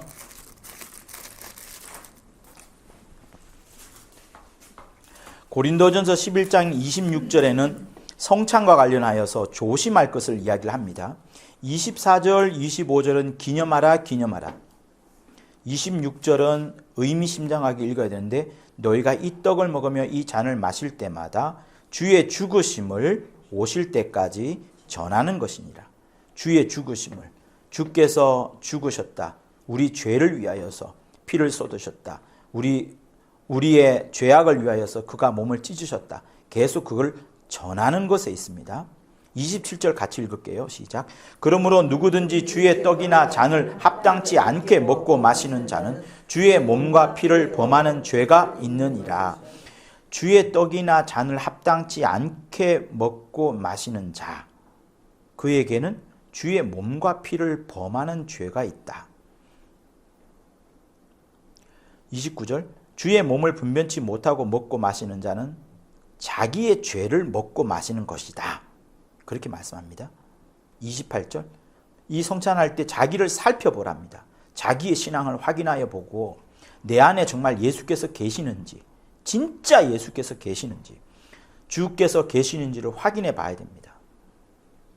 자기 주의 몸을 분변치 못하고 성찬을 제대로 알지 못하고 먹고 마시는 자는 자기의 죄를 먹고 마시는 거다. 이게 진짜 무서운 말씀이에요. 그러다 보니 30절에 너희 중에 약한 자와 병든 자가 많고 잠자는 자도 적지 아니하니라, 이렇게 말씀을 합니다. 그러니 우리가 성찬을 할 때 항상 자기 자신을 살펴야 돼요. 자기 신앙을 살펴야 됩니다. 내가 정말 예수 안에 있느냐. 그러니까 내가 지금 죄를 지었기 때문에 나는 이렇게 불쌍한 존재이고 연약한 존재이고 이렇게 정말 죄성으로 가득 찬 자입니다 라고 하면서 자기 자신을 일깨우고 회개끔 하고 하는 이런 부분들이 필요해요. 그런 회개를 하는 부분들이 예수 안으로 자기가 들어가는 겁니다. 그러니까 회개를 한다는 것은, 입술로 회개를 한다는 그것은 내 안에 들어와 있는 죄를 밖으로 끄집어내는 겁니다. 회개는 내 안에 들어와 있는 죄를 밖으로 끄집어내는 거예요. 그게 얼마나 진실성이 있냐 없냐는 그 사람에게 관련된 부분이지만, 주님이 말씀하시기를 회개를 통하여서 내 안에 있는 죄를 밖으로 끄집어내는 겁니다. 그러니 특별히 성찬을 할 때만큼은 주의 살을 먹고 마시는 건데, 이거를 제대로 알지 못하고 먹고 마시게 되면 자기 죄를 먹고 마시는 거니까, 자기 죄를 먹고 마시다 보니까 그 죄가 내게 있다 보니 병든 자, 잠자는 자, 약한 자, 이미 죽은 자가 있다라고 고린도서는 말하고 있어요. 이게 굉장히 무서운 구절입니다. 무서운 구절이에요. 그러니까 회개라는 부분은 누구든지 반드시 해야 되고, 매 주일마다 참회 기도가 있는 이유가 성찬을 하기 전에 회개를 하라는 겁니다. 자기 자신을 살펴보고 내가 얼마나 주님 안에 사는 것이 아니라 죄 안에 살고 있는 자를 확인해보고, 그러면서 빨리 죄를 벗어나는 일이 필요한 겁니다. 그때만큼이라도 진실된 고백으로 회개를 하게 되면 바뀌어지게 돼 있어요. 근데 회개하지 않잖아요. 회개 등한히 합니다. 그걸 가볍게 여깁니다. 그러면은 점점점 죄가 심해져서 나중에는 예수를, 너희 중에 약한 자와 병든 자와 잠자는 자, 이 너희 중에는 교회 안에 이런 일이 있다는 걸 말하는 거예요. 교회 안에서 이렇게 되어집니다. 시몬은 이런 부분들을 뭐라고 말해요? 혼이 빠져나가면서 그의 영만이라도 구원함을 얻게 하는 그것으로 설명을 하십니다. 아나니와 삽비라처럼 영만이라도 구원을 받게 하려고 그들이 병이 들고 죽기도 하고 갑자기 죽기도 하고 하지만 그들의 영은 살아난다 라고 하면서, 그러면서 이 부분을 강조를 해요. 그러니까 하나님께서 굉장히 은혜로우셔서 그 사람의 영은 구원하려고, 그 사람의 혼은 빼내가지만, 그 사람은 죽게끔 하지만 영은 살려두지만, 우리와 비교해서 신령한 영의 삶을 살려고 하는 성령 충만한 우리와 비교해서는 매우 다른 거죠. 우리는 우리의 영을 깨끗하게 하고 우리의 혼도 주의 뜻대로 살려고 하고, 우리의 육체까지라도 우리 영의 거듭난 모양을 따라서 정말 막 자기 자신을 억어하고 순종케 해 나가는데, 그렇지 않는 자들, 그래서 자기가 지은 죄를 먹고 마시는 경우에 되면 병을 먹게 되는 거다. 약한 걸 먹게 되는 것이다. 죽음을 먹게 되는 것이다. 라고 이제 이렇게 말을 하는 겁니다. 그러니까 성찬을 통하여서 끊임없이 이것도 우리에게 은혜예요. 그죠? 침례라는 중생을 우리한테 주시면서 우리의 영이 완벽하게 거듭난 거. 우리가 이제 이 하늘에 들어갈 약속을 확실하게 받은 것에 대해서 것도 감사한 것이지만 또 역시 우리에게 매일 이렇게 발을 씻길 수 있는, 회개할 수 있는, 계속해서 끊임없이 내가 주 안에 있는지 자기 신앙을 확인하게 볼 수 있는 이건 역시도 은혜가 되는 겁니다. 그렇죠? 자, 그리고 침례는 디도서를 한번 보시겠어요? 디도서 3장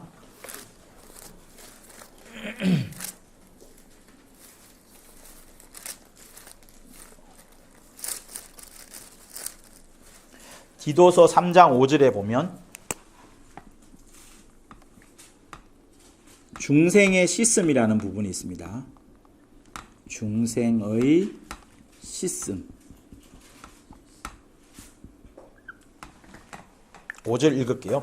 우리를 구원하시되 우리의 행한 바 의로운 행위로 말미암지 아니하고 오직 그의 긍휼하심을 쫓아 중생의 씻음과 성령의 새롭게 하심으로 하셨나니. 자, 우리를 구원하시는 것이 우리의 행한 것, 우리가 의롭게 행한 것으로 되는 것이 절대로 아니다라고 말합니다. 그죠? 그러니까 디도가 누구예요? 사도가 아닙니다. 디도는 바울이 세운 속사도라고 할 수 있어요. 그리고 디모데도 속사도예요. 사도의 뒤를 잇지만 사도는 아닙니다. 사도는 누구와 관계된다? 예수하고만 관계되는 거예요. 예수의 죽음까지 본 자들이에요. 근데 이 속사도 역시도 그가 고백을 하기를 우리를 구원하는 것은 우리의 행한 바 의로운 행하는 것이 아니라 오직 하나님의 긍휼을 받아가지고 하나님이 우리를 긍휼을 내려주시는 것. 여러분 절대로 이거 잊지 마십시오. 우리의 행위를 가리라 하나님이 우리를 아껴주신 것, 우리를 긍휼하여 보여주시는 것, 우리를 불쌍히 해주시는 것, 그것 때문에 우리에게 명령을 주셨는데 중생의 씻음을 하라, 성령의 새롭게 하심을 받으라, 이렇게 말씀하는 겁니다. 여기에 중생의 씻음은 이제 이 책에 의하면 이제 물두멍으로 나오죠. 성막에 들어갑니다. 성막에 들어가면 번제단이 있어요. 번제단은 정사각형입니다. 여기서 이제 번제물을 태우고, 그죠? 태웁니다. 그리고 제사장이 여기서 번제물을 태운 그 더러운 손을 여기서 씻습니다. 물두멍에서. 그리고 이제 성소에 들어갑니다. 지성소도 정사각형으로 되어 있어요. 제가 지금 그림을 좀 이상하게 그렸는데, 네. 지성소도 정사각형 모양이고 그렇습니다. 지성소 안에 뭐가 있어요? 법궤, 뭐 속죄소 이렇게 있죠, 그죠?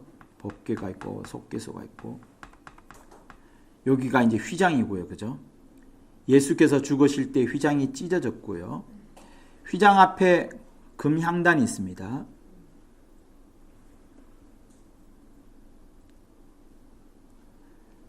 향단 다음에 메노라가 있죠, 그죠? 메노라가 촛대죠, 그죠? 7촛대. 메노라가 있고 여기 이제 떡상, 진설병이 있습니다. 다 이렇게 하나님을 섬기는 건데 뭐 이렇게 오늘 성막 설명할 건 아니니까 제사장이라도 성소에 들어가서 하나님을 온전히 섬기고자 할 때에는 번제단에서 있었던 모든 것들을 다 내려놓습니다. 다 내려놓고 여기서 깨끗하게 씻는 것이 있어요. 하나님을 뵐 때는 반드시 씻음이라는 과정이 필요합니다. 이 물두멍은 결국은 뭘 말하느냐? 이 물두멍은 여인들의 거울로, 녹거울, 동거울 이런 걸로 했어요. 그러니까 물두멍을 보면서 거울에 비춰진 자기를 보는 겁니다. 거울에 비춰진 자기를 보면서 뭘 하는 거예요? 결국 회개하는 겁니다. 회개하는 거. 그러니까 중생의 씻음이라는 것은 뭐 여기서 침례 설명하고 여러 가지 설명이 되겠지만 물두멍에 들어가서 물두멍에서 녹거울에 비춰진 녹거울로 만든 그 물두멍에 있는 그 바닥에 있는 그걸로 보면서 자기 자신을 바라보게 되고 그러면서 회개를 거친 다음에 자기 자신을 다 회개하고 이제 하나님을 섬기게 되는 그런 부분들이 있습니다. 조금 전에 우리가 성경에 했던 것처럼 반드시 회개라는 그 과정을 거치지 않고서는 성찬할 때 회개라는 과정을 반드시 거치고 주님이 내가 주님 안에 있는지 자기 신앙이 어떤지를 확인하는 그것처럼 하나님을 섬길 때는 반드시 이 회개라는 부분들이 필요해요. 그런데 여러분들한테 이제 좀 설명을 드릴 부분은 이 중생의 씻음이 있다라고 해서 그죠? 중생의 씻음 그리고 물두멍이 결국은 회개와 관련된 부분인데 이 중생의 씻음이 있다고 해서 침례가 그러면 씻는 것이냐? 씻는 것은 결국 정결을 말하고 그죠? 정결 이렇게 말하는 것인데 이거냐라고 할 수 있어요. 자, 히브리서를 한번 펼쳐보겠습니다. 뒷장을 한번 펼쳐볼까요?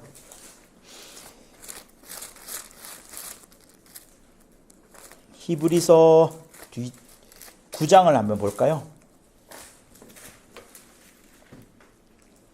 자, 9장 14절 시작. 하물며 영원하신 성령으로 말미암아 흠없는 자기를 하나님께 드린 그리스도의 피가 어찌 너희 양심으로 죽은 행실에서 깨끗하게 하고 살아계신 하나님을 섬기게 못하겠느뇨. 자, 뭐가 씻기는 거예요? 그리스도의 피가.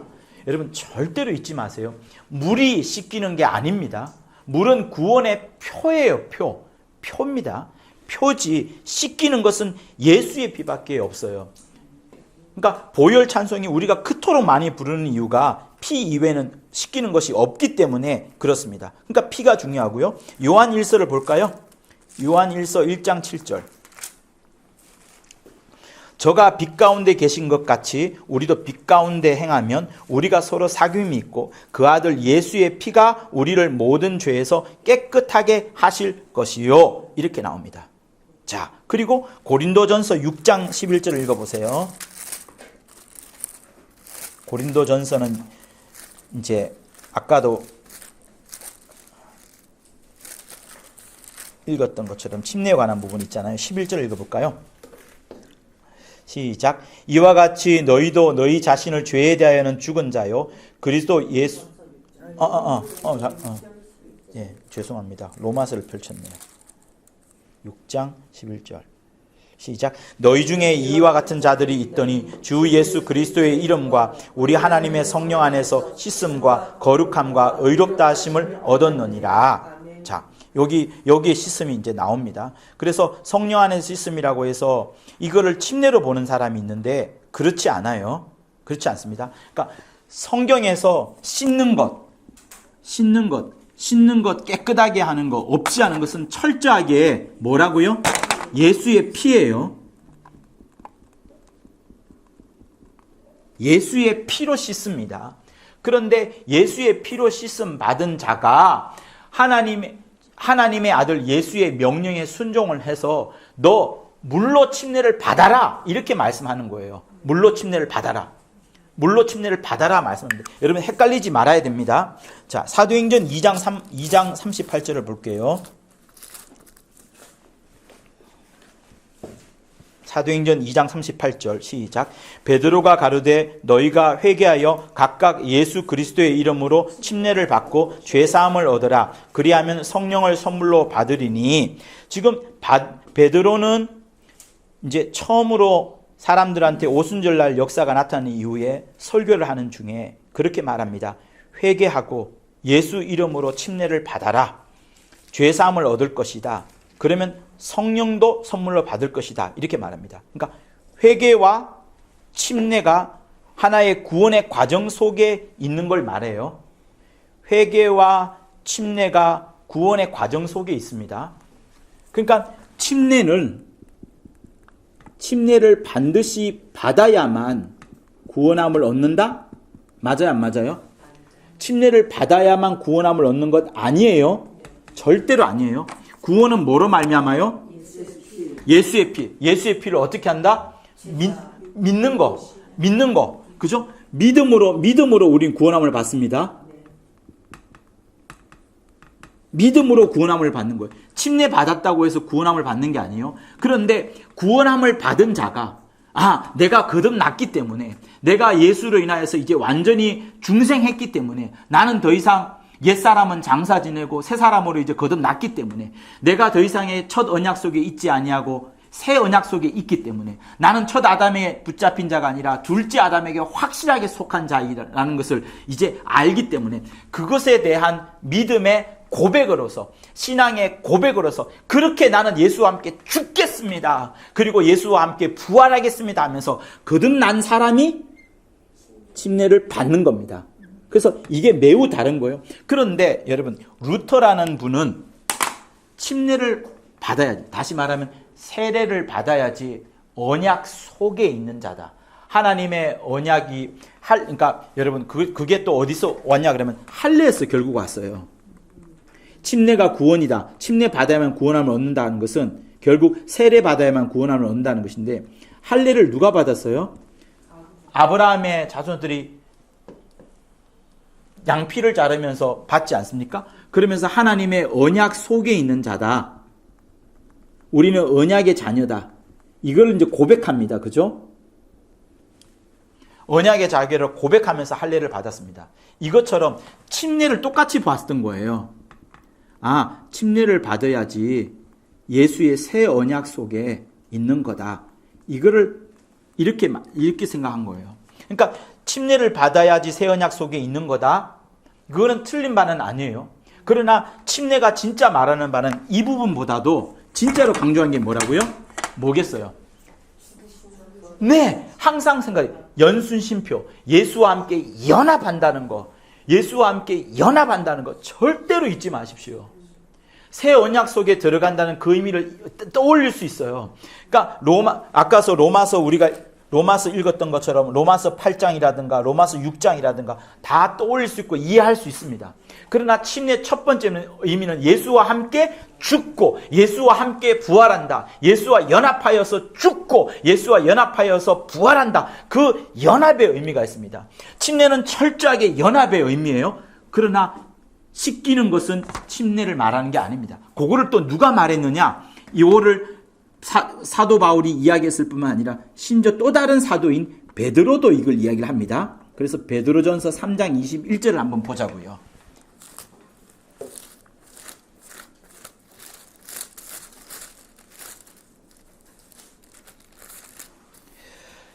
자, 물은 예수 그리스도의 부활하심으로 말미암아 이제 너희를 구원하는 편이 곧 침례라. 육체의 더러운 것을 제하여 버림이 아니요 오직 선한 양심이 하나님을 향하여 찾아가는 것이라.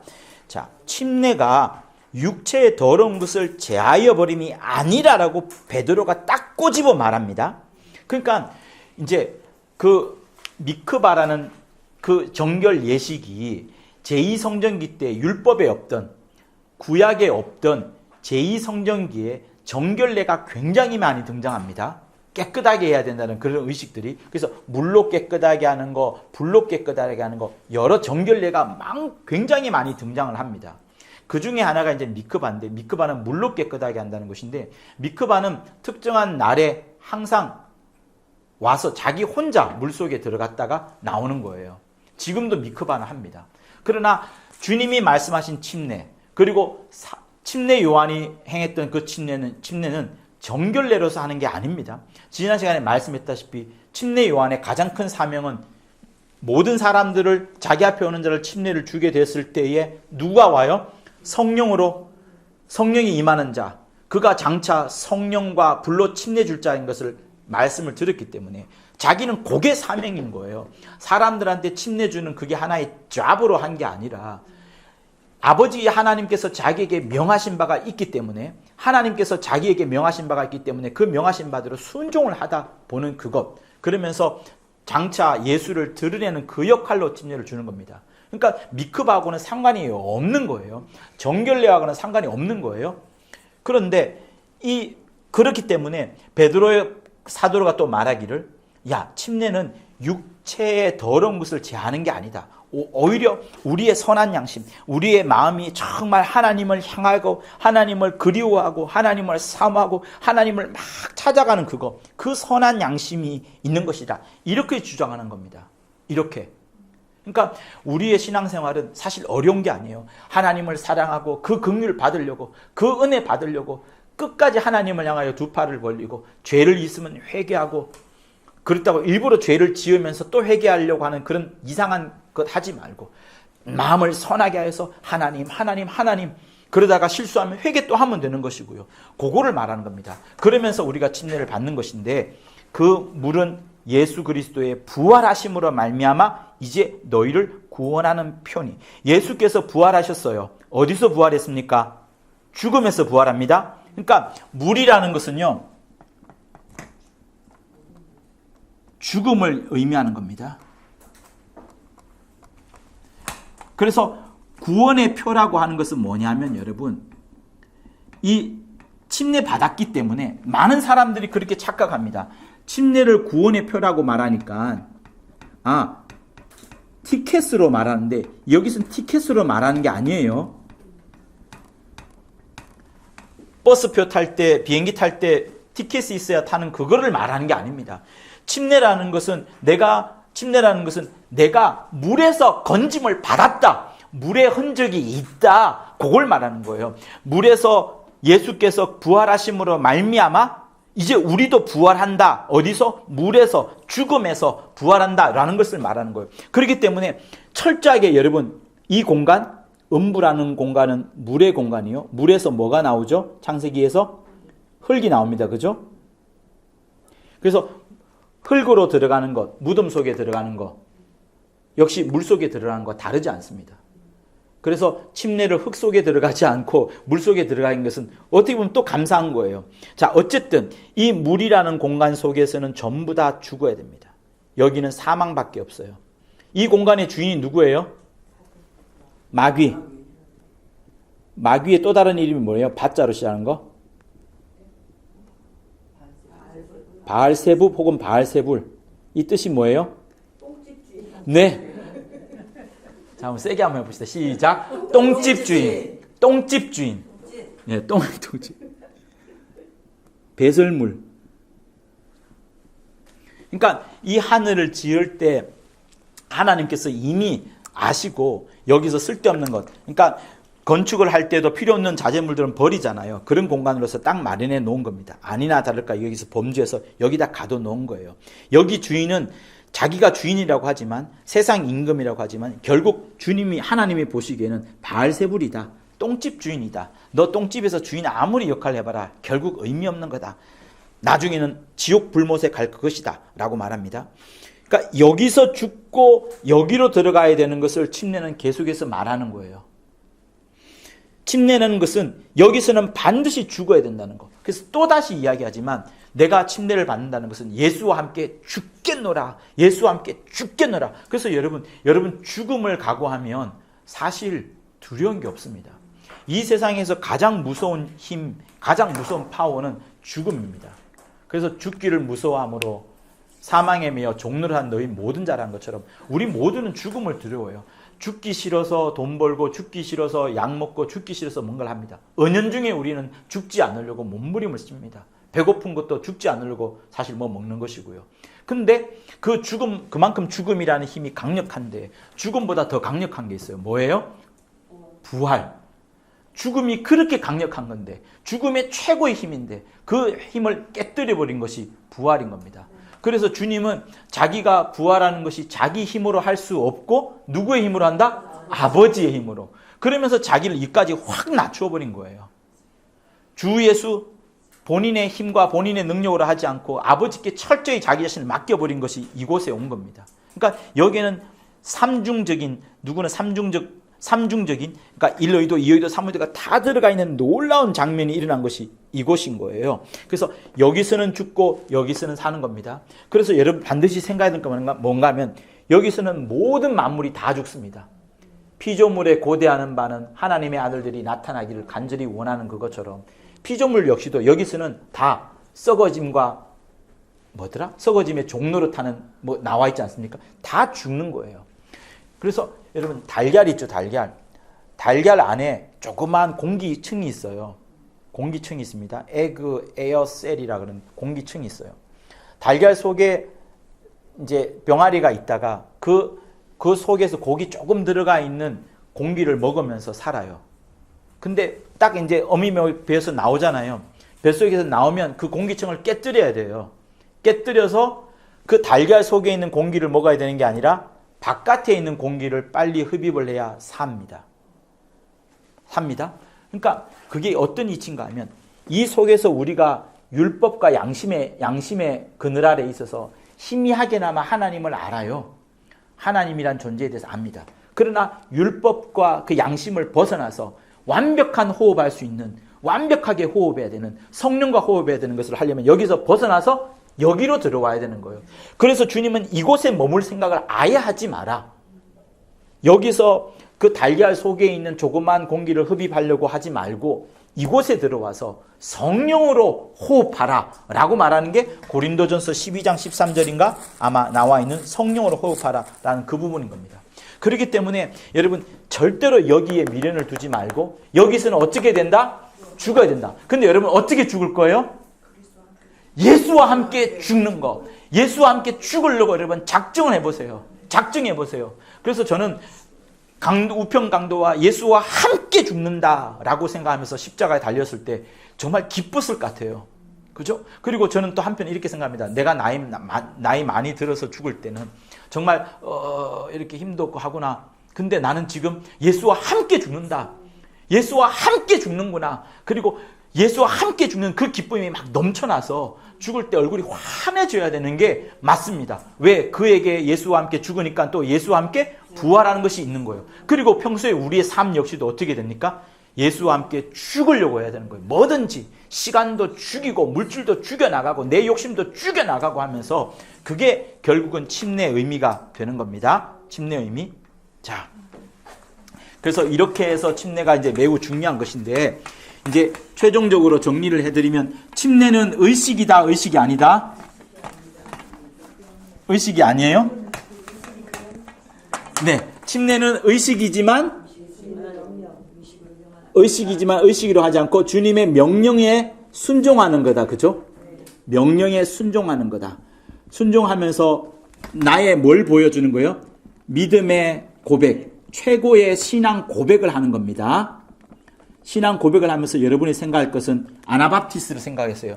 내가 정말 죽을지라도 나는 예수와 함께 나의 믿음을 나는 가톨릭의 그 세례 명령에 순종하는 것이 아니라 예수께서 직접 요단강에서 물속에 들어가셨다 나온 그것처럼 나도 그렇게 하고 싶어. 나의 신앙은 침례에서부터 절대로 굴절되지 않는, 절대로 꺾이지 않는 그런 신앙을 할 거야. 양의 다리가 꺾이지 않았던 것처럼. 그리고 계시록에 보면은 새 예루살렘 성전이 장광고가 똑같다는 말이 나옵니다. 천사가 재봐도 똑같고 사람이 재봐도 똑같는데 장광고가 똑같더라라는 말 역시도 하나님의 말씀은, 하나님의 뜻은 하늘에서도 이루어지고 땅에서도 똑같이 이루어집니다. 반드시 이루어집니다. 그것을 이루어가기 위하여 주님은 계속해서 일을 하시고 그 일을 방해하는 원수들을 발등상 삼으시면서까지 철장을 이루시면서까지 하나님의 뜻대로 하시려고 하시는 분이세요. 그렇기 때문에 침례에서부터 꺾이지 않는 여러분의 신앙을 확실히 가지고 그 침례 받을 때에 나는 주님의 의식이 아니라 명령대로 것이다. 그러므로 약식으로 받는 게 맞아요, 안 맞아요?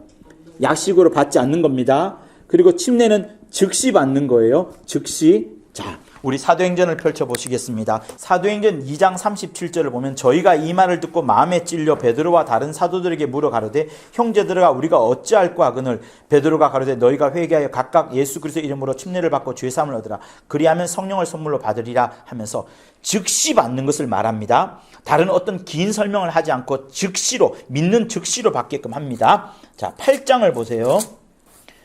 8장에는 두 군데 또 즉시 받는 부분들이 있어요. 14절 예루살렘에 있는 사도들이 사마리아도 하나님의 말씀을 받았다함을 듣고 베드로와 요한을 보내매 그들이 내려가서 저희를 위하여 성령 받기를 기도하니 이는 아직 한 사람에게도 성령 내리신 일이 없고 오직 주 예수 이름으로 침례만 받았을 뿐이리라. 이에 두 사도가 저희에게 안수하며 성령을 받는지라 라고 되어 있습니다.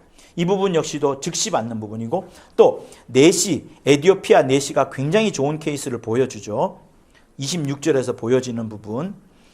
갑자기 가다가 하나님의 말씀을 병거에 타고서 이제 이사야에 대한 그걸 설명을 합니다. 그렇죠? 그런데 갑자기 물이 보여요. 36절. 길 가다가 물 있는 곳에 이르러 내시가 말하되 보라 물이 있으니 내가 침례를 받음이 무슨 거리낌이 있느뇨. 여러분 빌립과 에디오피아 내시다가 굉장히 짧은 시간에 만납니다. 그죠? 긴 시간 아니에요. 그리고 빌립도 에디오피아 내시를 만나는 게 자기 원하는 바가 아니라 주의 사자가 감동을 주어서 26절에 갑니다. 가사로 내려가는 길에 우연찮게 만납니다. 그래서 병거를 타고 이 짧은 기간 동안에 뭘 말했을까요? 예수의 죽으심과 예수의 부활을, 그 죽으심과 부활을 죽으심과 부활에 대한 주님의 명령이 뭐예요? 침례. 그러니까 침례에 대한 얘기를 듣다 보니까 물이 있으니까 바로 침례를 받는 겁니다. 그래서 이만큼 즉시로 받았고 고넬료의 집도 어떻게 해요? 즉시로 침례를 받게 됩니다. 그죠? 자, 그리고 성령 받기 전에도 침례를 받아요. 그 부분도 이제 사도행전 8장에서 우리가 읽었던 부분에 있습니다. 그러니까 침례라는 것은 여러분 가톨릭과 다른 데서 말하는 상징이 될 수 있어요, 없어요? 침례는 상징과 비유가 아닙니다. 상징과 비유가 아니라 이것을 우리에게 명하실 때에는 상징으로 받아라, 비유로 생각하라라는 것이 아니라 주님이 실제로 그렇게 죽으셨고 주님이 아버지의 살리심으로 말미암아 그가 살아났으니 너희들도 그렇게 똑같이 연합을 해라. 상징과 비유가 아니라 실상에 대한 순종이다.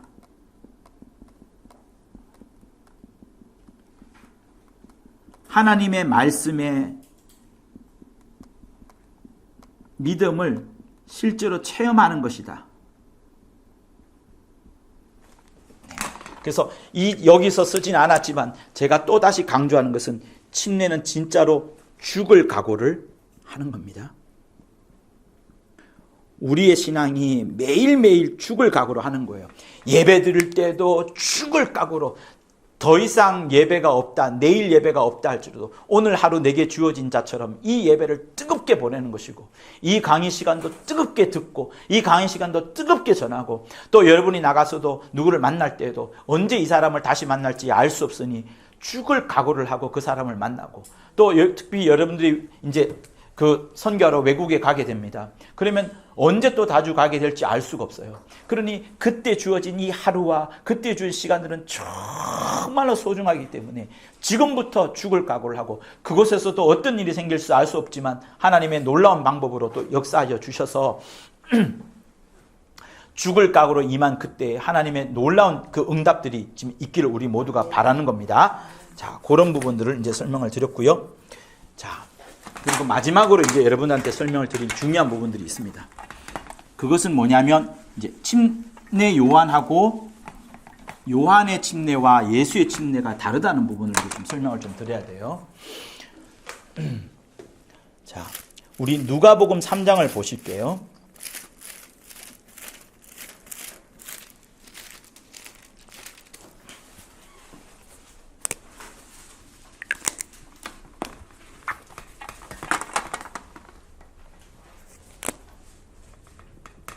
침례 요한의 침례가 있고 예수의 침례가 있습니다. 예수께서 친히 침례를 주셨나요?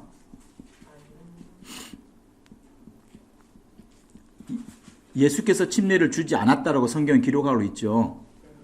그럼 제자들은 누구한테 침례를 받았을까요? 저도 모르겠어요. 네.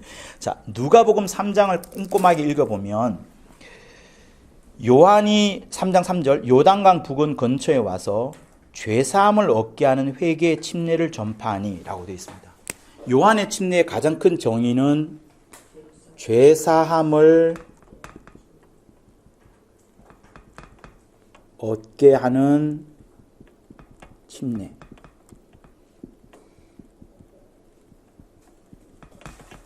자, 제가 이렇게 썼어요. 자, 또 질문해 볼게요. 예수의 침례는 뭐라고요? 네. 죽으심과 부활에 대한 예수와 함께, 그죠? 연합이다. 자, 우선은 예수께서 죽으시고 예수께서 부활하는 겁니다. 근데 나 역시도 예수와 함께 죽을 각오로 죽고 예수와 함께 진짜로 부활하겠다는 그 각오를 하면서 그때 순종하는 겁니다. 최고의 신앙 고백을 하는 것이고, 그렇게 하면서 주님의 첫 번째 계명이라고 할 수 있는 침례에 순종을 하는 겁니다. 그러면서 나는 죄인이 아니라 이제 의인이 되는 것인데, 요한의 침례는 죄사함을 얻게 하는 침례. 그러니까 어떻게 보면은 침례 받으면 죄사함을 얻게 되나? 이렇게 우리는 생각할 수 있어요. 자, 죄사함을 얻게 하는 침례가 뭔가를 한번 보시죠. 이렇게 쭉 나갑니다. 3장 넘겨보시고, 자, 7절을 읽어볼게요. 시작. 요한이 침례 받으러 오는 무리에게 이르되 독사의 자식들아, 누가 너희를 가르쳐 장차 올 진노를 피하라 하더냐.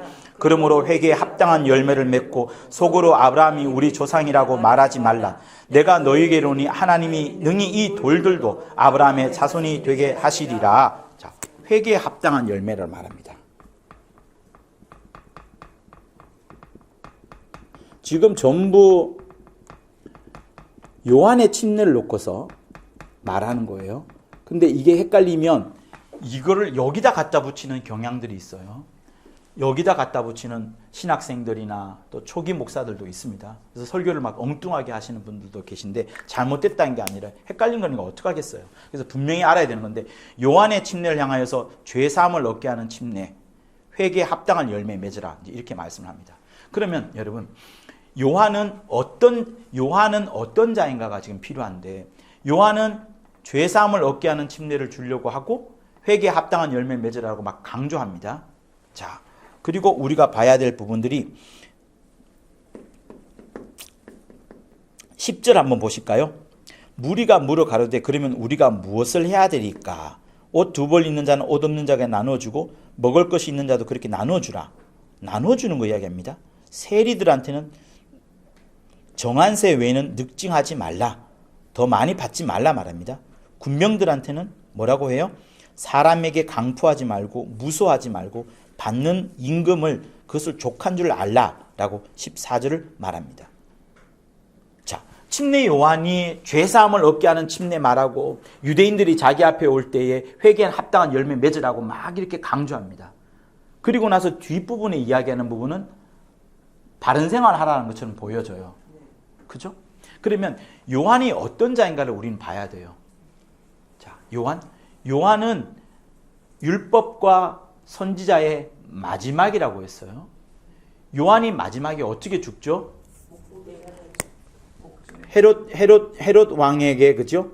동생의 아내를 취하는 것이 옳지 않다, 이렇게 말합니다. 그러니까 동생의 아내를 취하는 것이 옳지 않다라고 말하면서 당대의 율법과 당대의 어떤 하나의 윤리 기준에 의하여서 그가 알고 있는 율법과 선지자의 마지막 사람으로서 그가 해야 될 일을 하는 거예요. 그리고 또 아까 우리가 읽었던 요한은 늑증치 마라, 받는 것으로 충분히 여겨라, 세리도 다른 것 추구하지 마라, 강포하지 마라, 이렇게 말하면서 소위 말해서 바른 생활, 율법에 대한 얘기를 하는 겁니다. 그러니까 요한은 율법과 선지자의 마지막이기 때문에 그의 입술에서는 복음이 흘러나올 수가 없어요. 복음이 흘러나올 수는 없지만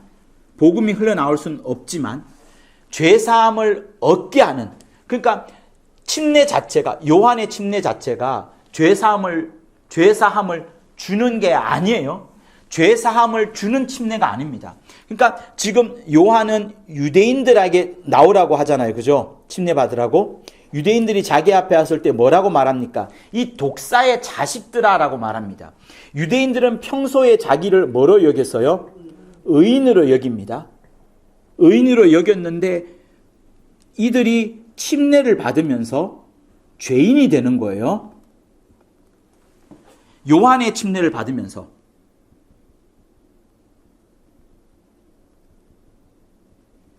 요한의 침례를 받으면서 자기들이 의인이라고 여겼고 선민 사상이 충만했던 그들이 요한의 꾸중을 듣습니다. 회개에 합당한 열매를 맺으라. 너희들이 진짜로 회개에 합당한 열매를 맺으려면 나는 죄인입니다라고 고백을 해야 된다. 그러니까 지금 요한 앞에 오는 모든 자들은 의인인 줄 알았는데 요한의 꾸지람을 듣는 겁니다. 더 이상 늑증하지 마라. 강포하지 마라. 훔치지 마라. 나쁜 짓 하지 마라. 헤로드한테는 네 동생의 여인을 취하는 것이 맞지 않다라고 하면서 계속 무엇을 들고 냅니까? 죄인 계속 죄인이라는 걸 들고 냅니다. 그러니 요한 앞에 오는 사람은 전부 다 누가 오는 거예요? 죄인이 오는 거예요. 의인이라고 자기는 생각했지만 요한 앞에 딱 올 때는 뭐로 오는 거예요? 죄인으로 오는 거예요. 그래서 물속에 들어갔다가 나올 때는 나는 죄인입니다. 이렇게 되는 겁니다. 그러니까 이 죄인이 이제 누가 필요해요?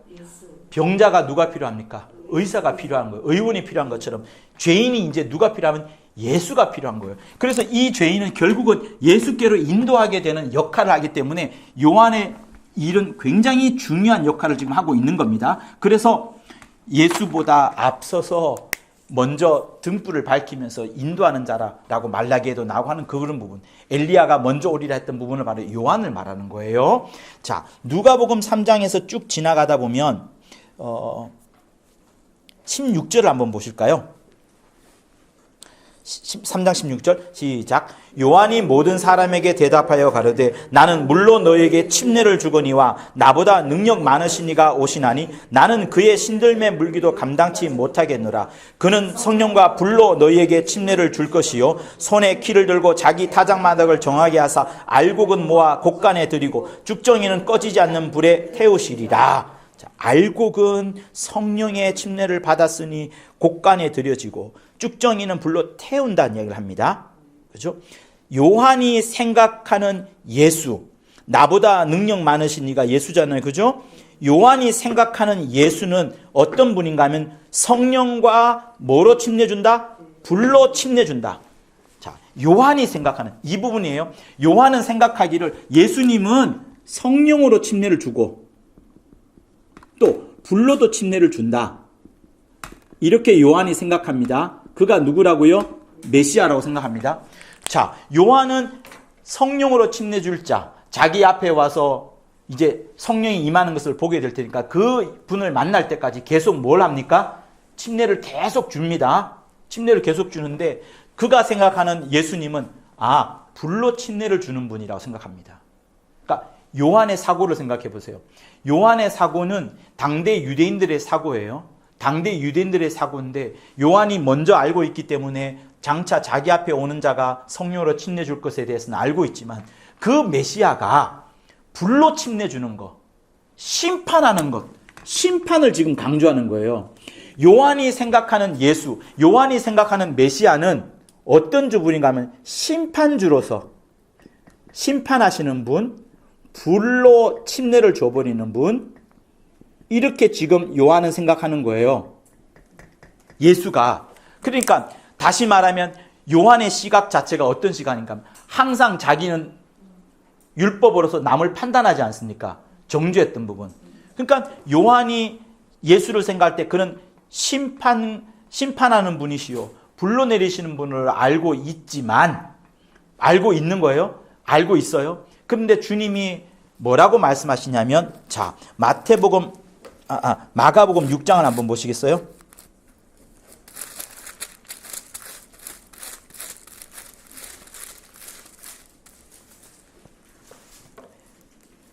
자, 마가복음 6장은 이제 우리가 읽었던 것처럼 헤롯에게 말하되 동생의 아내를 취하는 것이 옳지 못하다이다 이렇게 말합니다. 그죠? 그렇게 이렇게 정죄의 직분, 심판의 직분을 침례 요한이 갖고 있어요. 이것 때문에 결국은 침례 요한은 죽게 됩니다. 그죠? 그게 마가복음에 나와요. 그리고 마태복음 11장을 보실게요. 마태복음 11장. 11장에 이제 옥에 갇혀가지고 죽기 직전에 이제 제자들을 보내면서 묻는 장면이 마태복음 11장에 나옵니다.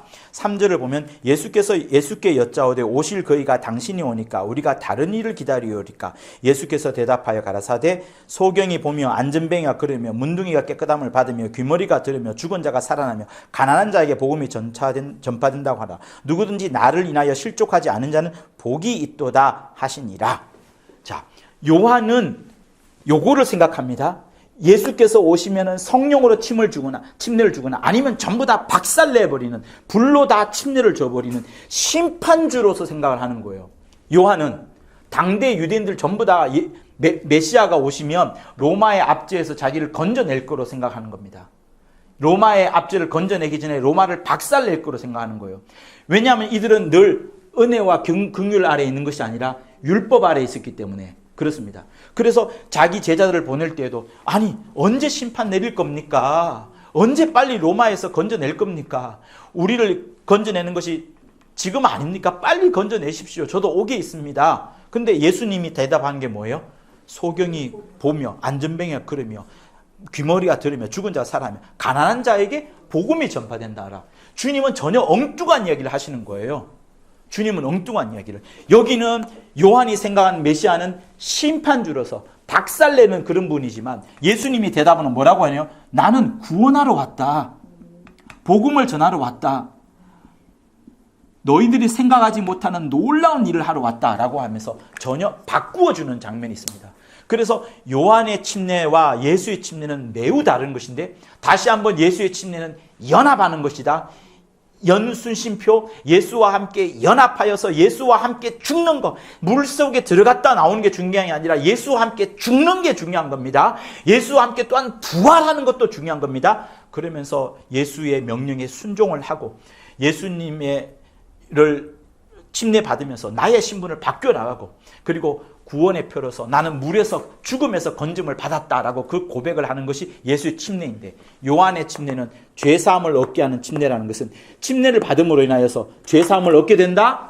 아니에요. 침례를 받게 함으로 인하여서 유대인들이 의인으로 알고 있었는데 의인이 아니라 침례 받으면서 죄인으로 확정짓게 되는 겁니다. 그러면 여기서 진짜 더 중요한 부분이 있어요. 자, 지금 자기 앞에 오는 사람들은 다 의인으로 자기를 뽐내는 사람이지만 실상의 요한의 눈에는 전부 다 뭐예요? 죄인입니다. 그들을 잠글 때는 너 죄인이란 말이야. 넌 진짜 죄인이란 말이야 하면서 딱 그 의인이란 것을 잠그고 죄인으로 이제 딱 등장하면서 죄인이 되어가는 겁니다. 그걸 지금 요한이 계속 침례를 주고 있어요. 어디서? 요단강에서. 그런데 예수가 왔어요. 예수가 딱 앞에 오니까 요한이 어떻게 되겠어요? 깜짝 놀라는 거예요. 아니 이분이야말로 진짜로 의인인데 그리고 성령이기 때문에 어른어른거리지 않습니까?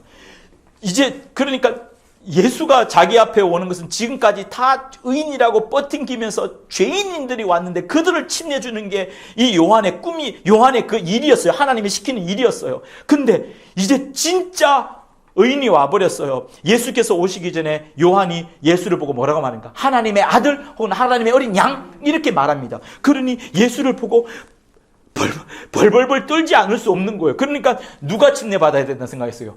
자기가 아니 내가 침례 받아야 되는데 아니라 이렇게 하여서 하나님의 의를 이루는 것이라. 요한도 뭔지 모릅니다. 그러나 하나님께서 딱 정해놓으시니 예수는 반드시 죽어야 된다 살아야 된다?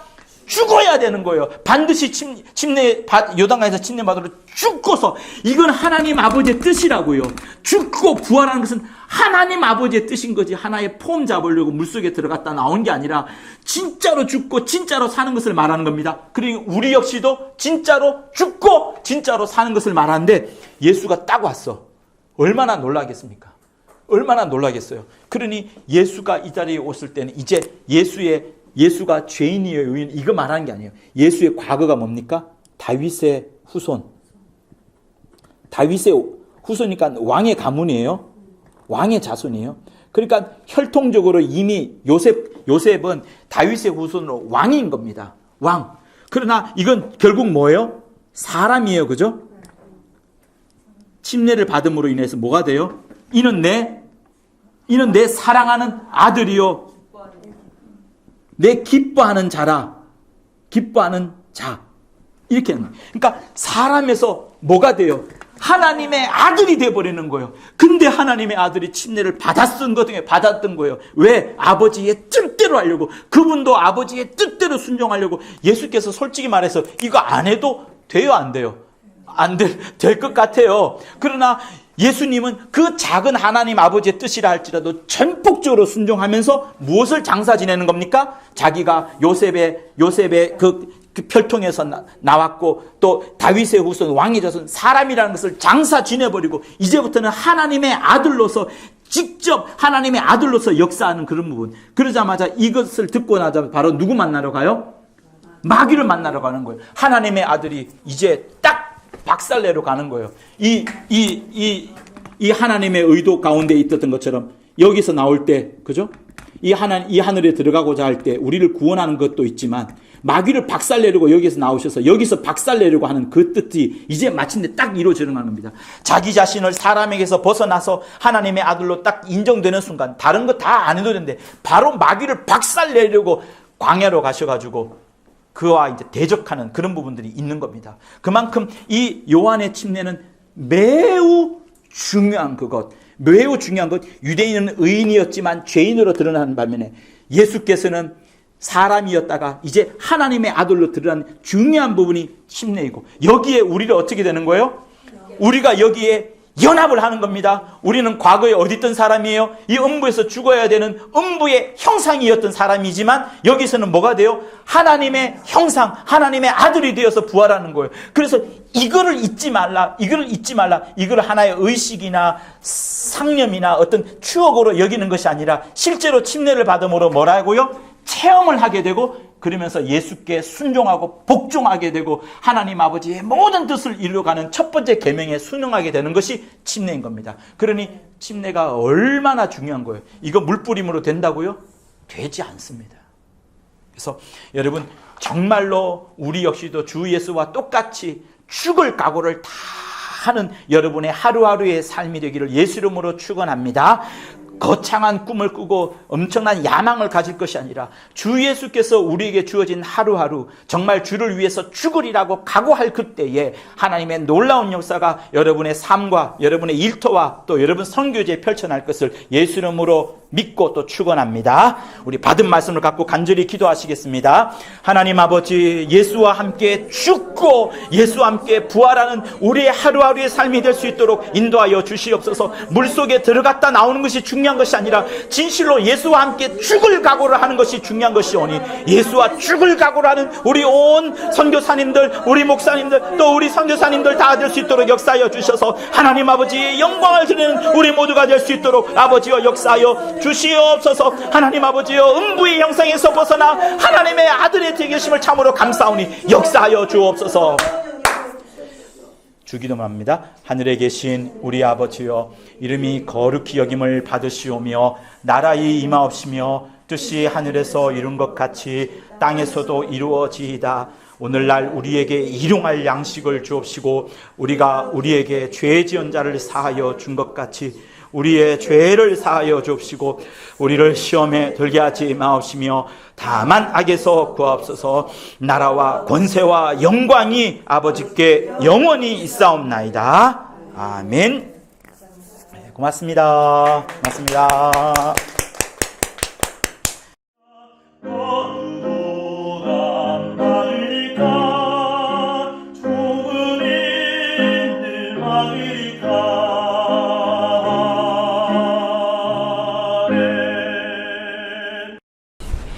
구독과 좋아요는 저한테 큰 힘이 됩니다. 고맙습니다.